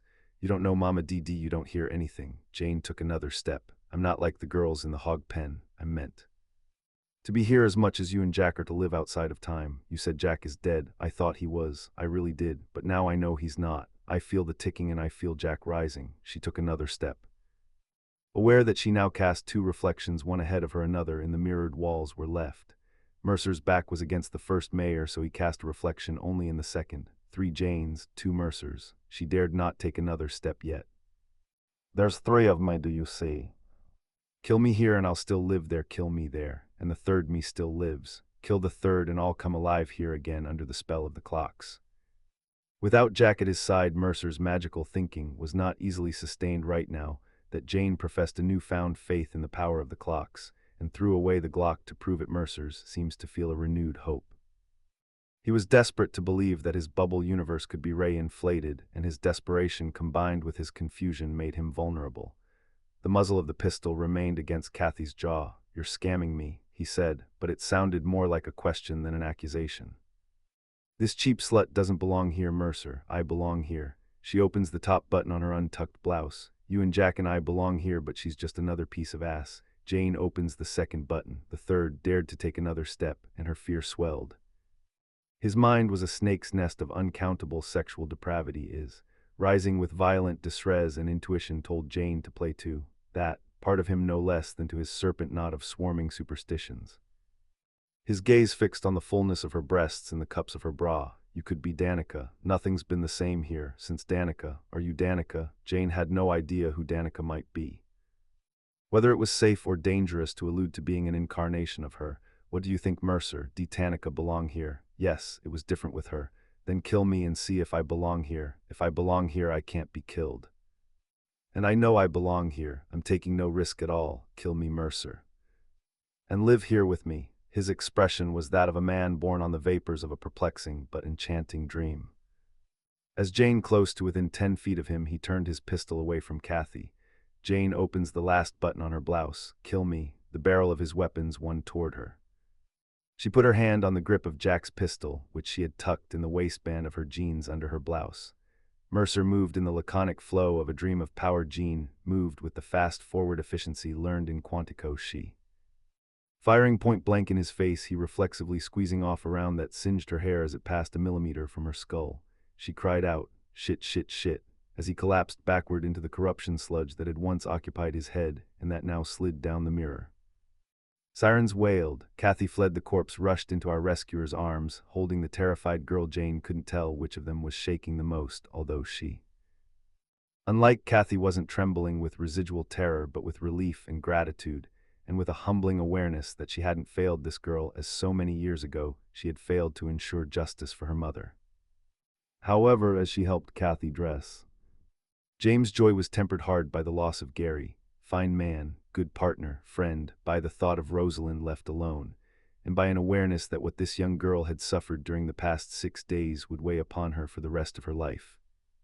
Upstairs, on their way to meet the county sheriff's deputies, he stepped out of the house into a warm night, into wind scented with honeysuckle under a sky diamonded but the vast wealth of stars, into the moonlit world in all its stunning beauty, which, even the endless evil done by the worst of humankind, could not soil or diminish. Oceanoff PDF.com. Notes 1. This was transcribed by audio to text converter. 2. Not in paragraph form. 3. Will have errors. Some corrected. Oceanoff PDF.com. Table of contents. 9. John's on the motorway when Daniel finally phones him. It's not the most opportune time. It's raining, and the traffic is heavy, and for a second he thinks about not taking the call. He doesn't use the hands-free in the car much and doesn't want to fumble around with it in these conditions. And perhaps more importantly, he doesn't want to have to lie to his son. But the thought is only fleeting. They've not spoken for what feels like an age, and he wants the connection. He turns the radio off, and a moment later, Daniel's voice sounds in the car. "Dad?" "That's me," John says, pleased with himself for getting the phone to work. "But I'm driving, my son. Can you hear me okay?" "Yes, I can hear you fine. What are you up to?" "Nothing much," he says. "Just out and about." The lie comes surprisingly easily. He navigates the traffic carefully, the windscreen dappled with rain that the wipers smear away. The two of them talk about nothing much. That should please him, because it means his son called for the sake of it rather than for a particular reason, but today puts him on edge. He has to be careful. A conversation without a focus has the potential to find one. He asks what Daniel's been up to, but it's just work, and there's no real news on that score. Steady therapeutic work rather than consulting on some exciting case. There's been no woman in his son's life since that breakup last year, or none that Daniel's mentioned at least, as John isn't naive enough to imagine he's privy to everything. Their relationship is better now than he would have dreamed possible, but it's still a house with its fair share of locked rooms. He knows how tightly his son keeps some of those doors closed, and that nothing good will come from pushing at them. Of course, he has a secret of his own now. He thinks of the photograph. The tent on the crag it led him to. "What have you been up to?" Daniel asks. John glances out of the passenger window. "Nothing much," he says. "You're okay, though?" "Yes," he lies. "I'm fine. Except is it really a lie?" That question occurs to him after the call is over. When it's just him and the rain and the radio again, there are butterflies in his stomach and his nerves are singing a little. While he's full of doubt about what he's doing, it's also been years since he's felt quite as alive as he does right now. He's a man who had grown used to walking the same trail every morning, and who now has a different one to follow. A short while later, he parks outside the address. He sits in the car for a couple of minutes, with the radio off now and the rain tapping gently on the roof. He hasn't exactly thought this through, and he's not sure how to play things now that he's here. The conversation he's about to have with Darren Field might have been easier if he'd brought the man's wallet with him. "Here," he could say. "I found this on an isolated outcrop where someone photographed me standing next to a murdered woman's body. Do you want to tell me what it was doing there?" Well, perhaps nothing quite as direct as that, but it would provide a way in. It's a moot point, though. He decided to leave the wallet in the tent on the cliff. If that was a mistake, then there are probably a bunch of other things he should have done differently too. When he arrived home after finding the tent, He was aware that the correct course of action was to go to Fleming and tell him everything. But he also knew that he wasn't going to. He can rationalize that decision if he tries. Not enough to go on. Maybe it didn't mean anything. Need a stronger case. And so on. But deep down, John knows it wasn't about logic or common sense or doing the right thing. It was about the way his life feels so small and pointless these days, like there's nothing worth sticking around for. It's about a path that doesn't lead him to the edge of the reach, kicking pebbles into the void. It's about the butterflies he could already feel gathering inside him. They're stronger than ever now. He gets out of the car and approaches the house. Should he be nervous? Maybe. But even though he's no longer police, he knows he can still project some of the authority he gained in his years on the job. And while there has to be some kind of connection between Darren Field and the remains he found, he's pretty sure he's not walking toward the home of a killer right now. If he talked it over with Daniel, he imagines his son would tell him the same thing his own intuition is. Murderers don't tend to lead you straight to their front door, so whatever he's going to find here will be something else. He knocks and waits. A woman answers the door. She's in her 40s and pretty, but she also looks tired, and maybe even a little apprehensive. He glances down and notes the wedding ring. When he looks up again and smiles, she doesn't smile back.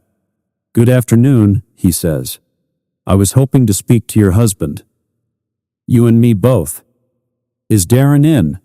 What do you want with him?" The question suggests that Field is somewhere in the house. John has most likely just arrived in the middle of an argument, and the woman is more than happy to take her frustration out on a random stranger on the doorstep. "It's a private matter," he says. "If you don't mind, I'd prefer to discuss it with Darren in person." She stares at him for a few seconds, looks over his shoulder at the car parked at the bottom of the drive, then shrugs and calls loudly into the house. "Darren, someone here for you." A muffled reply. "No fucking idea," she shouts back. "How would I know?" There are a few seconds of silence, and then John hears a door opening somewhere behind her in the house. A moment later, a man arrives at the front door. Darren Field is tall and good-looking. John guesses that, with a suit and some hair gel, he'd be the type given to acting the alpha at work and in the wine bars afterward. But right now he's wearing a dressing gown, and his hair is messy. He has the air of a man who's been drinking too much and sleeping too little, and who maybe hasn't been into work for a while. John smiles. "Darren?" "Yeah." Field stares at him. "Do I know you?" John starts to shake his head, but then, suddenly, he's not sure that's true. The sensation is eerie. He's not convinced the two of them have ever met, but at the same time, there's something familiar about the man, and he feels an itch at the back of his mind that he can't put his finger on to scratch. Field's wife has retreated a little, but he can see her standing near a doorway inside, still close enough to hear. "No," John says. "You don't know me, but I think there's something the two of us need to talk about, and I was hoping we could have that conversation in private. It's about the island." Field shakes his head. "I don't know anything about an island." John hesitates. Maybe that's true, but he can tell Field isn't anywhere near as relaxed as he's trying to come across as being. There's something wrong here. Field doesn't know who he is, but he also doesn't seem remotely surprised to have a stranger knock on his door wanting a private chat. John decides to take a chance and leans in as close as he can. It's about the woman. The change in Field's demeanor is immediate and obvious. There's a sharp intake of breath and a stiffening of his body. He tries to hide it a second later, but he's no actor, and as John leans away again, he thinks that maybe Field doesn't want to hide it. He has the air of a man with a weight inside him he's desperate to unload, and the heaviness of whatever he's holding is right there on his face. God, John thinks. He looks like he's struggling not to cry. Field looks out past him, as though he's checking the road at the bottom of the driveway. Seconds pass. Then he looks back and nods. "We can go to my study," he says quietly.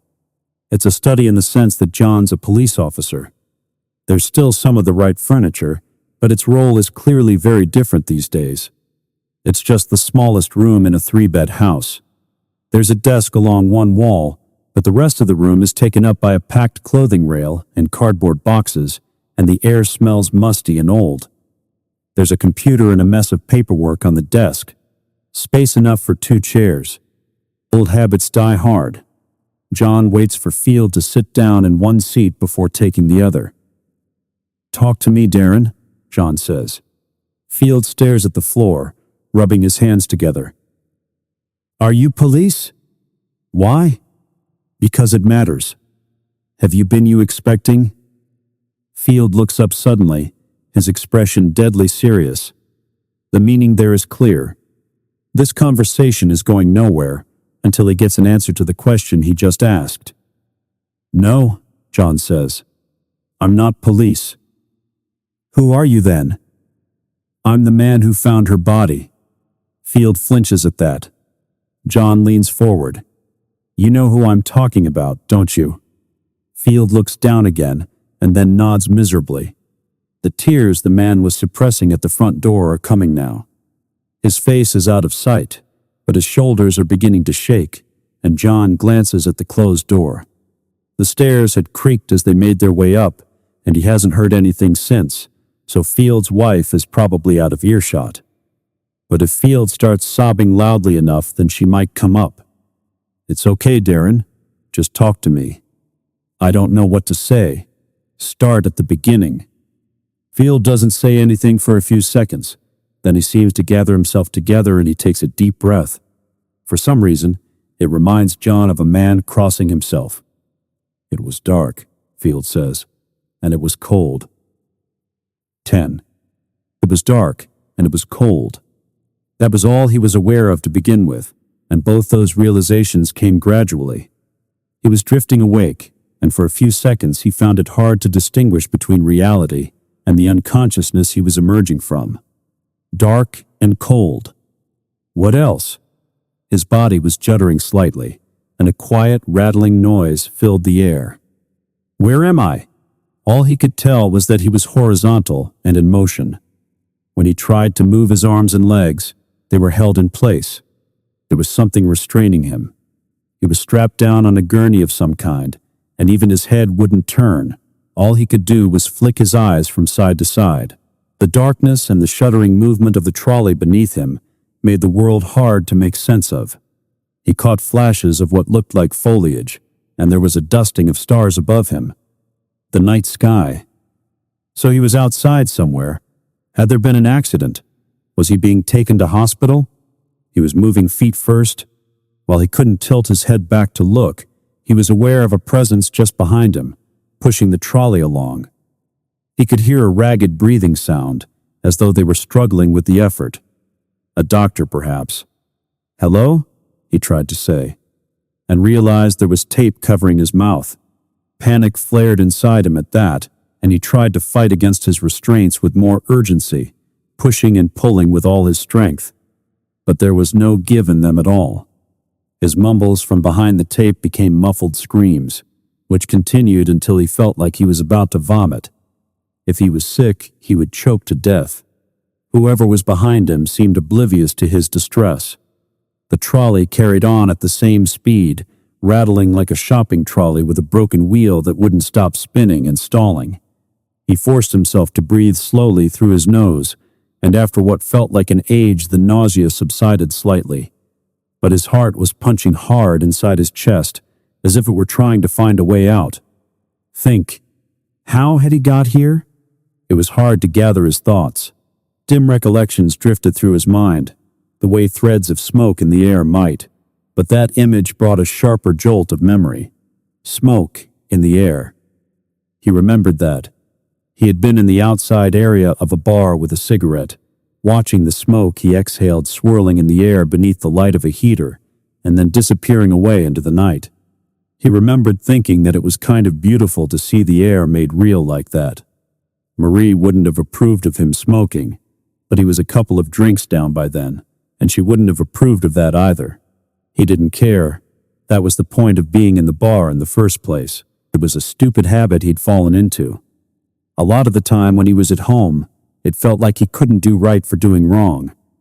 And so a couple of nights a week he'd taken to pretending he was working late, but stopped instead at whatever brightly lit bar happened to call out to him from the side of the road. Just a little me time. Marie probably thought he was cheating on her. The thing was, he never had and never would. It was like he used to tell her, even if they weren't always great together, they were always good. But she was the jealous type, and that had got worse recently. And if he was going to end up doing the time for a crime he hadn't committed, then he figured he might as well commit one of some kind. The gurney's spinning wheel caught a snag of undergrowth. Whoever was behind grunted softly and pushed harder to get it moving again. But the moment's stillness gave Darren Field a chance to glance to either side and see that the world was no longer as dark as it had been. And then they were moving again. But that brief moment had been enough for him to see that there were loops of small fairy lights strung between the trees. The sight was so incongruous that, for a few half-delirious seconds, he imagined that the man had taken him out of the real world and that the two of them were now in a different one entirely. "Do you think you were abducted from the bar?" John says. Field nods cautiously. "I left my drink inside when I went out to smoke," he says. "Someone could have spiked it then. I don't remember much after that." "Why did you leave your drink?" "You don't worry about it as a guy, do you? The place wasn't all that busy, and I had a table out of the way around a corner that I wanted to keep. I didn't want to talk to anyone there." There's a helpless expression on his face. "I just wanted to sit with my phone. That was all I ever did. Catch up on the news a bit, read a few updates on social media. Maybe play a few games of chess if I couldn't get reception." He spreads his hands, the question clear. Is that too much to ask? The answer, John thinks, is that it shouldn't be. But that's not the way things work. If you let your guard down once, the chances are that you'll be okay. But if you do it 100 times, the odds are going to catch up with you eventually.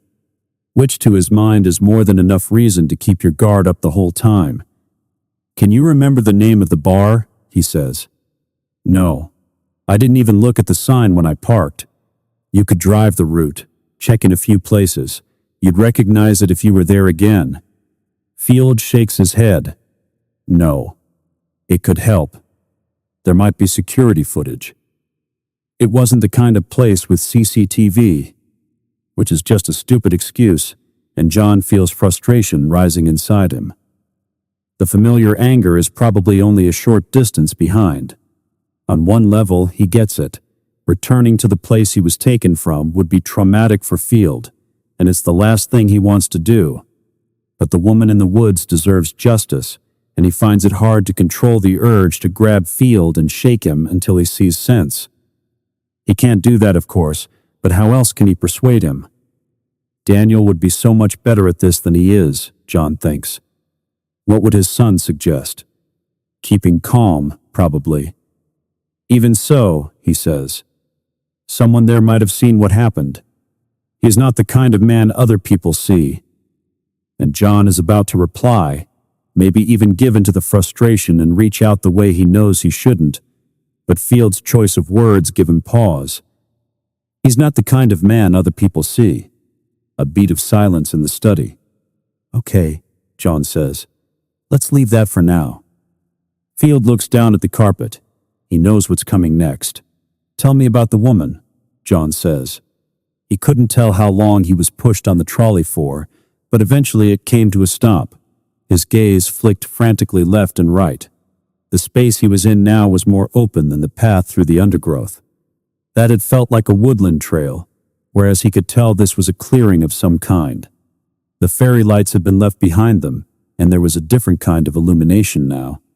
The man behind him was breathing heavily, and then he became aware that the man was moving around to the right-hand side of the gurney.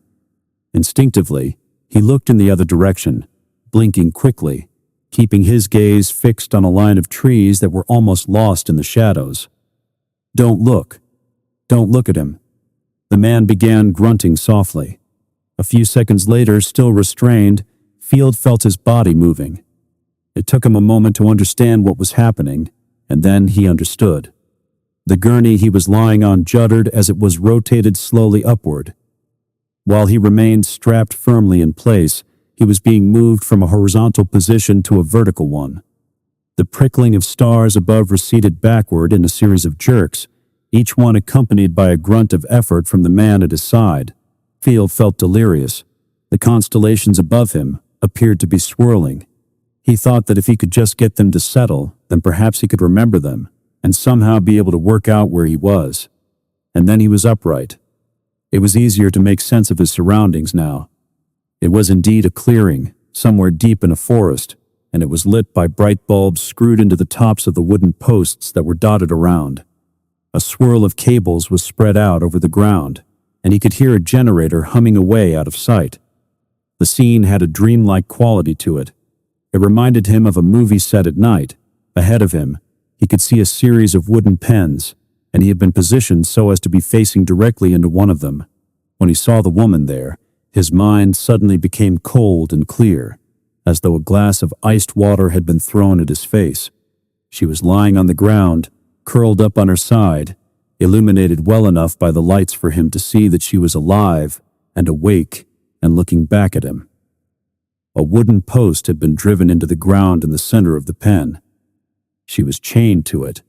The two of them stared at each other for a few seconds. Even though Field had never been as terrified as he was right then, he still felt a desperate urge to break free and help her somehow. To rescue her. To stop whatever he had been brought here to watch from happening. And then he became aware that the presence beside him was gone. "No," he tried to say. The man walked over to the pen. Field could see him now. He was dressed entirely in black, apart from his face, which was obscured by a featureless white mask. He had a knife in one hand, a can of petrol in the other. Darren Field's heart started beating even harder. No, no, and he strained frantically, impotently, stretching against his bonds as he watched the man approach the woman. And then, "Stop," John says. He holds up a hand. It's enough.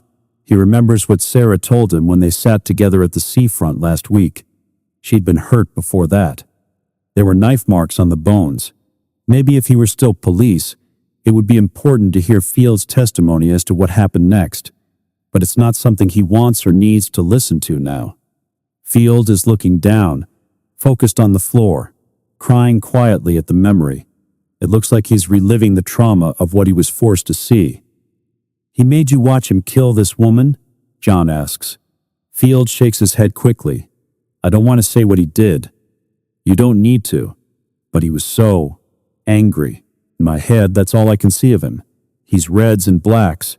He's fucking screaming. It's just rage.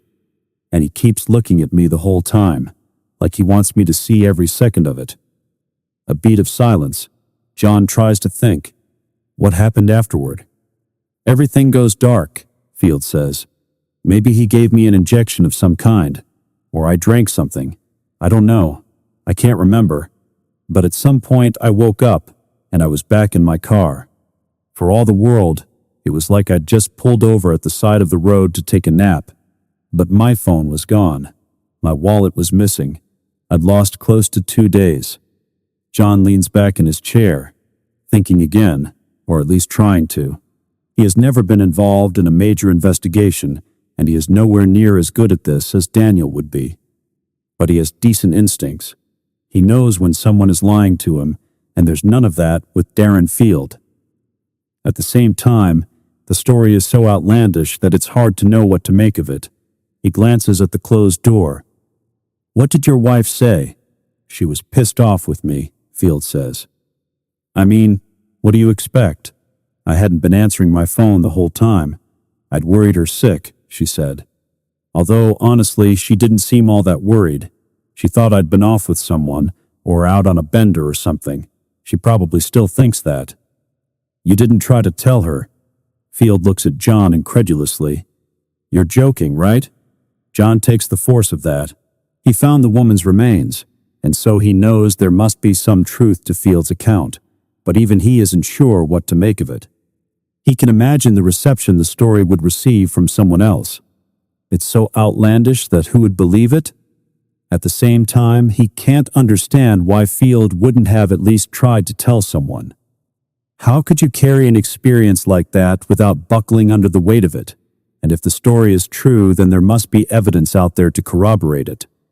He's not the kind of man other people see, Field had said, but that was magical thinking. Field's phone data can be tracked. There will be footage of his vehicle and its movements. If the story is true, then the man who did this thing is not invisible. He exists. There will be traces of him everywhere.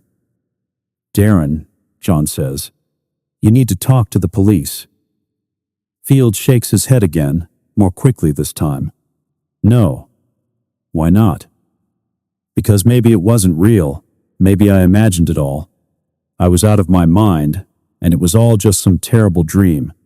That's probably true, right? And if it wasn't, Darren. And if it wasn't, Field interrupts him, then it matters even more. Why? Field stares at him for a few seconds. Then he takes another deep breath.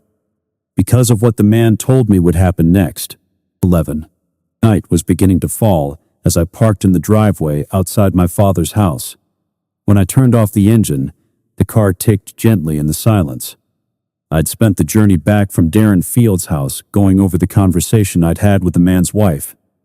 The more I thought about what she'd told me, the more they formed a chain that held firm.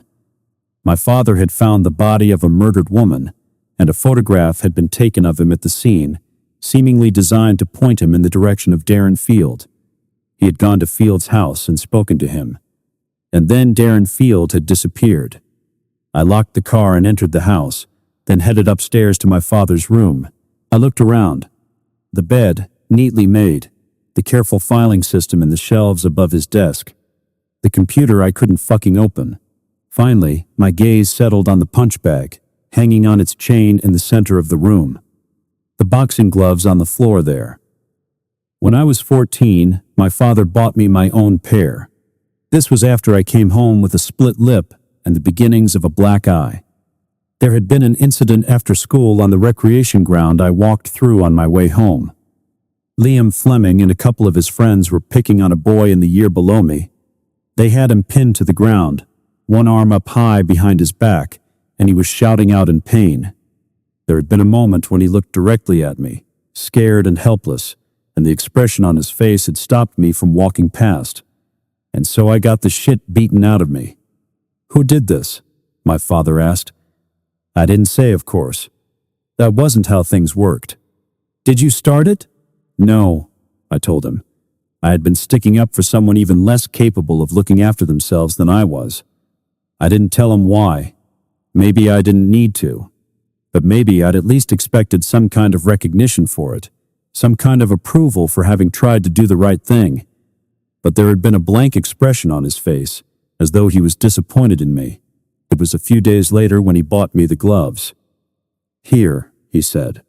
Then he tried to teach me to box, and I tried to learn.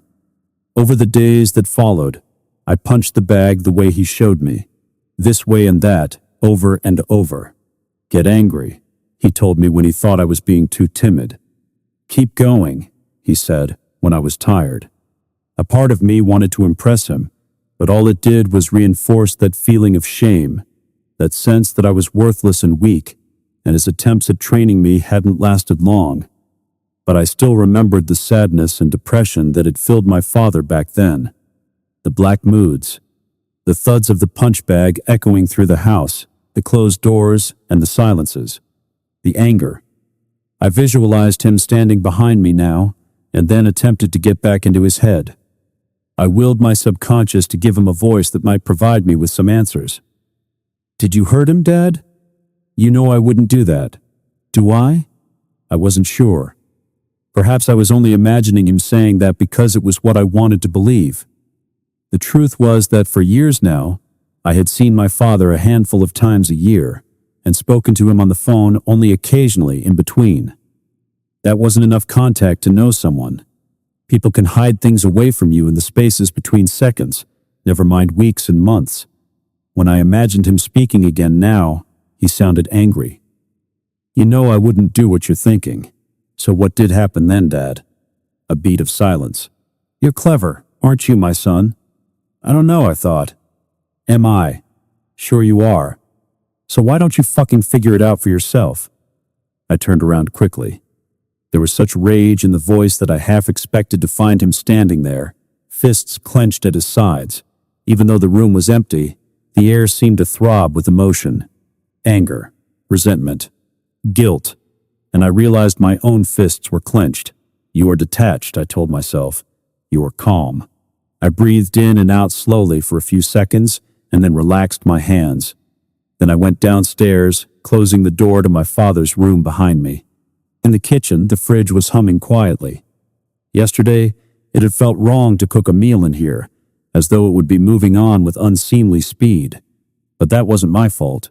My father had made his decisions, hadn't he? Left me to deal with the detritus of them and clean up the mess. Fuck you then, I thought. I opened the fridge and began to gather ingredients. And then, later, the karaoke bar again. I wasn't sure why I went out. Given the events of the day and the way I was feeling, I had no desire for random socializing. And yet, when I walked in to find Sarah sitting at a table at the back of the room with a bottle of beer in front of her, I was immediately glad to see her. I raised a hand in greeting, and she waved back and beckoned me over. I got myself a beer and joined her at the table. Hey, stranger, she said. How's tricks? Strange. Tricky. Well, aren't they always?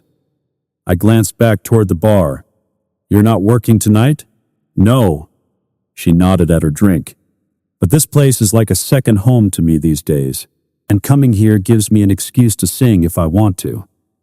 It doesn't feel right to be belting stuff out alone at home in the kitchen by myself. That would be a waste of your talents, I agree. Very gracious. She tilted her head. I thank you. Except that you're not singing. She picked up her bottle. Right now, I'm drinking, and coming here gives me an excuse to do that too. I refer you back to my reasoning about doing things alone in the kitchen. Got you. I picked up my own beer. It was not lost on me that, whatever the status of Sarah's relationship with Fleming, her last two answers suggested that at least they weren't living together. It almost surprised me that I was pleased by that. So, you and Liam, I said. What is happening there? Why do you want to know? Are you worried he might arrest you for drinking with me? I don't think he can do that. I'm not so sure he wouldn't try. She hesitated, then sighed. He has his good qualities, like I said, or it would never have happened. We were together for 6 months or so. It was never a long-term thing to me, but I guess he saw it differently, because he started to get a little bit too possessive for my liking. Not quite as nice as before. So I called it a day a couple of weeks ago. I thought back to my conversation with him yesterday. Does he know that? I said. She laughed. There was no humor in it. He knows I need space, she said. I'm engaged in what I choose to describe as a very carefully managed extraction. Sometimes you can just end it and everything's cool. But with some guys, this is just the safest way of managing things. If you tiptoe out a step at a time, they can tell themselves they never really wanted you, and it was their decision all along. Not that I expect you to understand, by the way. I understand a little. Oh, really? Psycho ex-wife about to burst in through the door? She frowned and put her drink down. Actually, I shouldn't say that. I apologize in advance if it's possible that might happen. Don't worry. I never got married, and my exes are all surprisingly lovely. She smiled. That doesn't surprise me. How come things never worked out? Apparently, I'm too closed off. I don't let people in. Yeah, that doesn't surprise me either. I smiled in return, but only briefly. It was a joke, maybe, but there wasn't anything funny about it. It made me think of Laura leaving last year, and the way she'd seemed more frustrated than angry. All my relationships had followed a similar pattern. Women were often intrigued by me at first, and maybe they imagined I'd eventually allow them inside. But even when I wanted to, I never could. The panic kicked in. The shutters came down. I watched people walk away, while a voice in my head told me that I was detached and calm, and that everything was fine. My defense mechanisms had served me well in so many ways, but they had also protected me from so much more than I needed them to. They were like old friends who had kept me safe once, but who kept sabotaging me now. I knew I should let go of them, but I didn't know how. Perhaps a part of me was even scared of doing so. I shook my head. What I meant before, I said, is that I've worked with men like that in the past. My patients are on a different level, obviously, and I'm not saying Liam is anywhere near as bad as that, but there's a scale there in terms of behavior. Any advice you want to offer as a professional? I'm sure that you know what you're doing. She looked at me for a moment, on the verge of saying something else, but then Fiona at the karaoke machine shouted over, "Sarah, you're up." On my way. She looked back at me. "Hey, you want to duet?" "Maybe later." The idea of standing up there in front of everyone, exposed like that, filled me with horror. By which I mean several drinks later. I watched her bound over, and then listened as she belted out a note-perfect rendition of Rolling in the Deep. There were so few people in that she might as well have been singing alone in her kitchen, and yet she was totally in her element, the microphone held loosely in her hand, lights flickering on the disco ball, rotating above her. A star on a small stage, perhaps, but a star nonetheless. After the song finished, she stopped at the bar and brought us both a drink back. We talked more casually then, and before I knew it, it was my round. Then we chatted some more. She sang another song, bought more drinks. For me, the alcohol and conversation helped to loosen the tension of the day, and the bar began to feel like some kind of warm cocoon into which the nagging questions my father had left me with couldn't reach. But I could still feel them there, waiting for me back home, and I knew I couldn't avoid them forever. And I could also tell that Sarah was getting very drunk. "How are you getting home?" I said. "Walking. Happy to walk you then." She looked sad. "No duet?" "Maybe another time." The two of us walked arm in arm. There was nothing openly romantic about the gesture. If anything, I thought she might be a little unsteady on her feet and wanting to hide the fact from me. Was this how she spent all her evenings, I wondered? Not that it was my place to judge. She was a grown adult, and the last thing she probably needed right now was another man trying to tell her what to do. She hadn't mentioned where home was, but I figured she'd be in her mother's old house, and we drifted that way naturally. It wasn't far, just a little way along a quiet lane on the edge of the village. As we reached the driveway, she unlinked her arm from mine. "Thank you," she said. "You're welcome. I'm sorry, by the way. I realized I hardly asked about your dad at all." "That's okay. I don't feel like talking about him anyway." "No? How come?" "I guess I'm pissed off." I shrugged. What he did, what he didn't. I put my hands in my pockets, choosing my next words carefully. Everything he's left me to deal with. "Oh, Dan." She put her hand on my arm. "It's natural to feel that way. But he was a good man. He loved you. You know that deep down." "I guess so." "Has there been any news?" I shook my head. "Maybe tomorrow," she said softly. "Maybe. Good night." I headed back down the lane.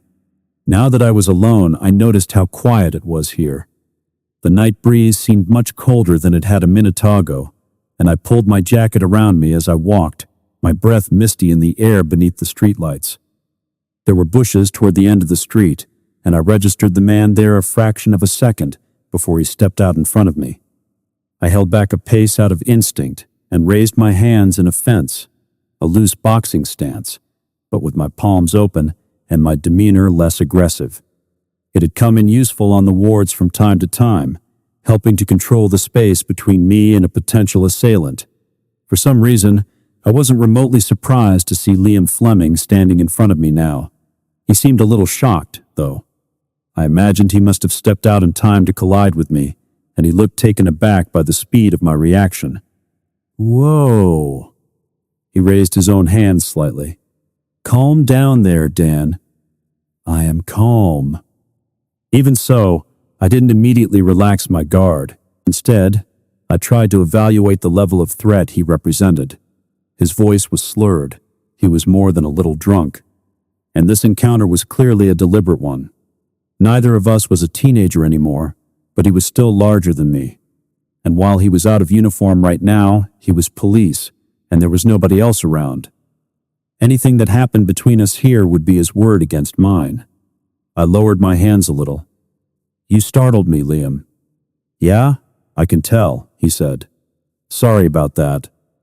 What are you doing here? Checking on my girl. He nodded down the lane, making sure she got home safe. She doesn't always make the best decisions when she's been drinking. Who does? I said. A beat of silence. Two of you seem pretty cozy, he said.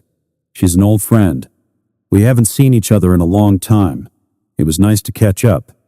Is that right? Yes, I said. That is right. And obviously, I also wanted to make sure she got home safely. And so here we both are. He didn't reply. If something was going to happen, it would be now. His body language was difficult to read, but I could almost see the attack he was thinking of in his posture, just not quite fully formed yet. For a couple of seconds, the situation was balanced on a knife edge, and the tension sang in the air in the short distance between us. Then I felt him relax a little. Here we both are, he said. That's right. And now here you are because I'm going home. Good night, Liam.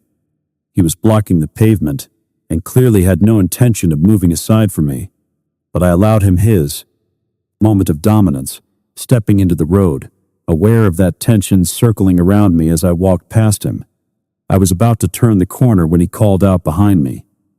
Just watch yourself, Dan? I didn't turn around. In what sense should I watch myself? Remember why you're here. That's all. You're very clever, so do what you need to do, and then go back where you went. He probably intended his tone to be menacing, but I also detected an undercurrent of resentment to his words. Like so many of the people who grew up on this little island and never left, perhaps in his own way he felt trapped here too. Do what you need to do, and then go back where you went.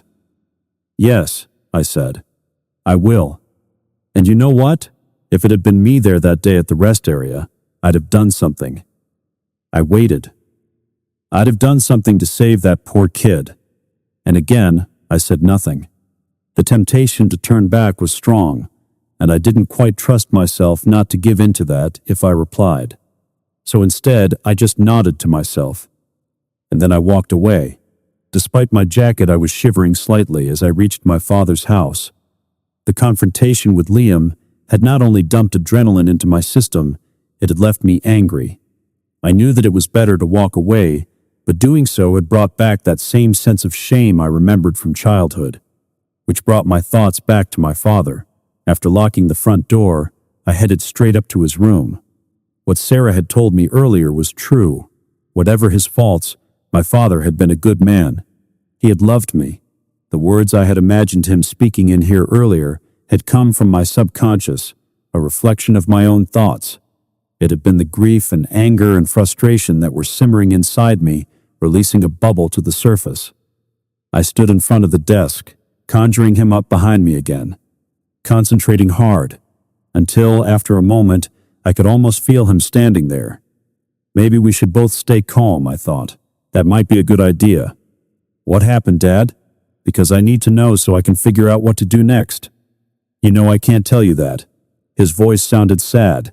In that case, I asked him, why did you leave me to deal with this? Even if you didn't want me to help you at the time, you must have known I'd stumble onto it eventually.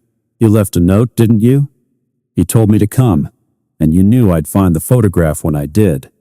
And you set me off on a path without giving me any kind of direction at all. Do you really think I'd do that, my son? I closed my eyes. He still sounded sad, as though it hurt that I would imagine him doing such a thing. And I knew that part of the anger I was feeling was because he shouldn't have left me floundering in the dark, that it wasn't fair of him to have done so. But until now, it hadn't occurred to me that he might not have done, that it was possible he had left me something else, and that I might simply be missing what it was. But what? I thought. You tell me. Think carefully now. You kept your investigation from the police, I thought. And so any clue you left behind wouldn't be obvious to them. It would have to be subtle. Something that only I would understand. He laughed softly. You're clever, aren't you, my son? They were the same words I'd imagined him saying before, but this time there was no sneer to them, no mockery. Not only did it sound like he genuinely meant them, but also as if they had been delivered with a knowing wink. I opened my eyes. What had just occurred to me seemed ridiculous. Even so, I reached down and turned my father's computer on, because he had left a message for me, hadn't he? Notify my son. The meaning of those words would appear straightforward and obvious to everyone else. There was only me who might think of his voice speaking them out loud and hear them a little differently. The password screen appeared on the computer. I typed notify and pressed return. My father's desktop loaded. The computer was old, and it took a few seconds for it to settle. Window after window flicked back open, one at a time. The final one was a browser, showing the website my father had left open before closing the machine down. A wall of text. The title at the top was in a larger font, The Pied Piper.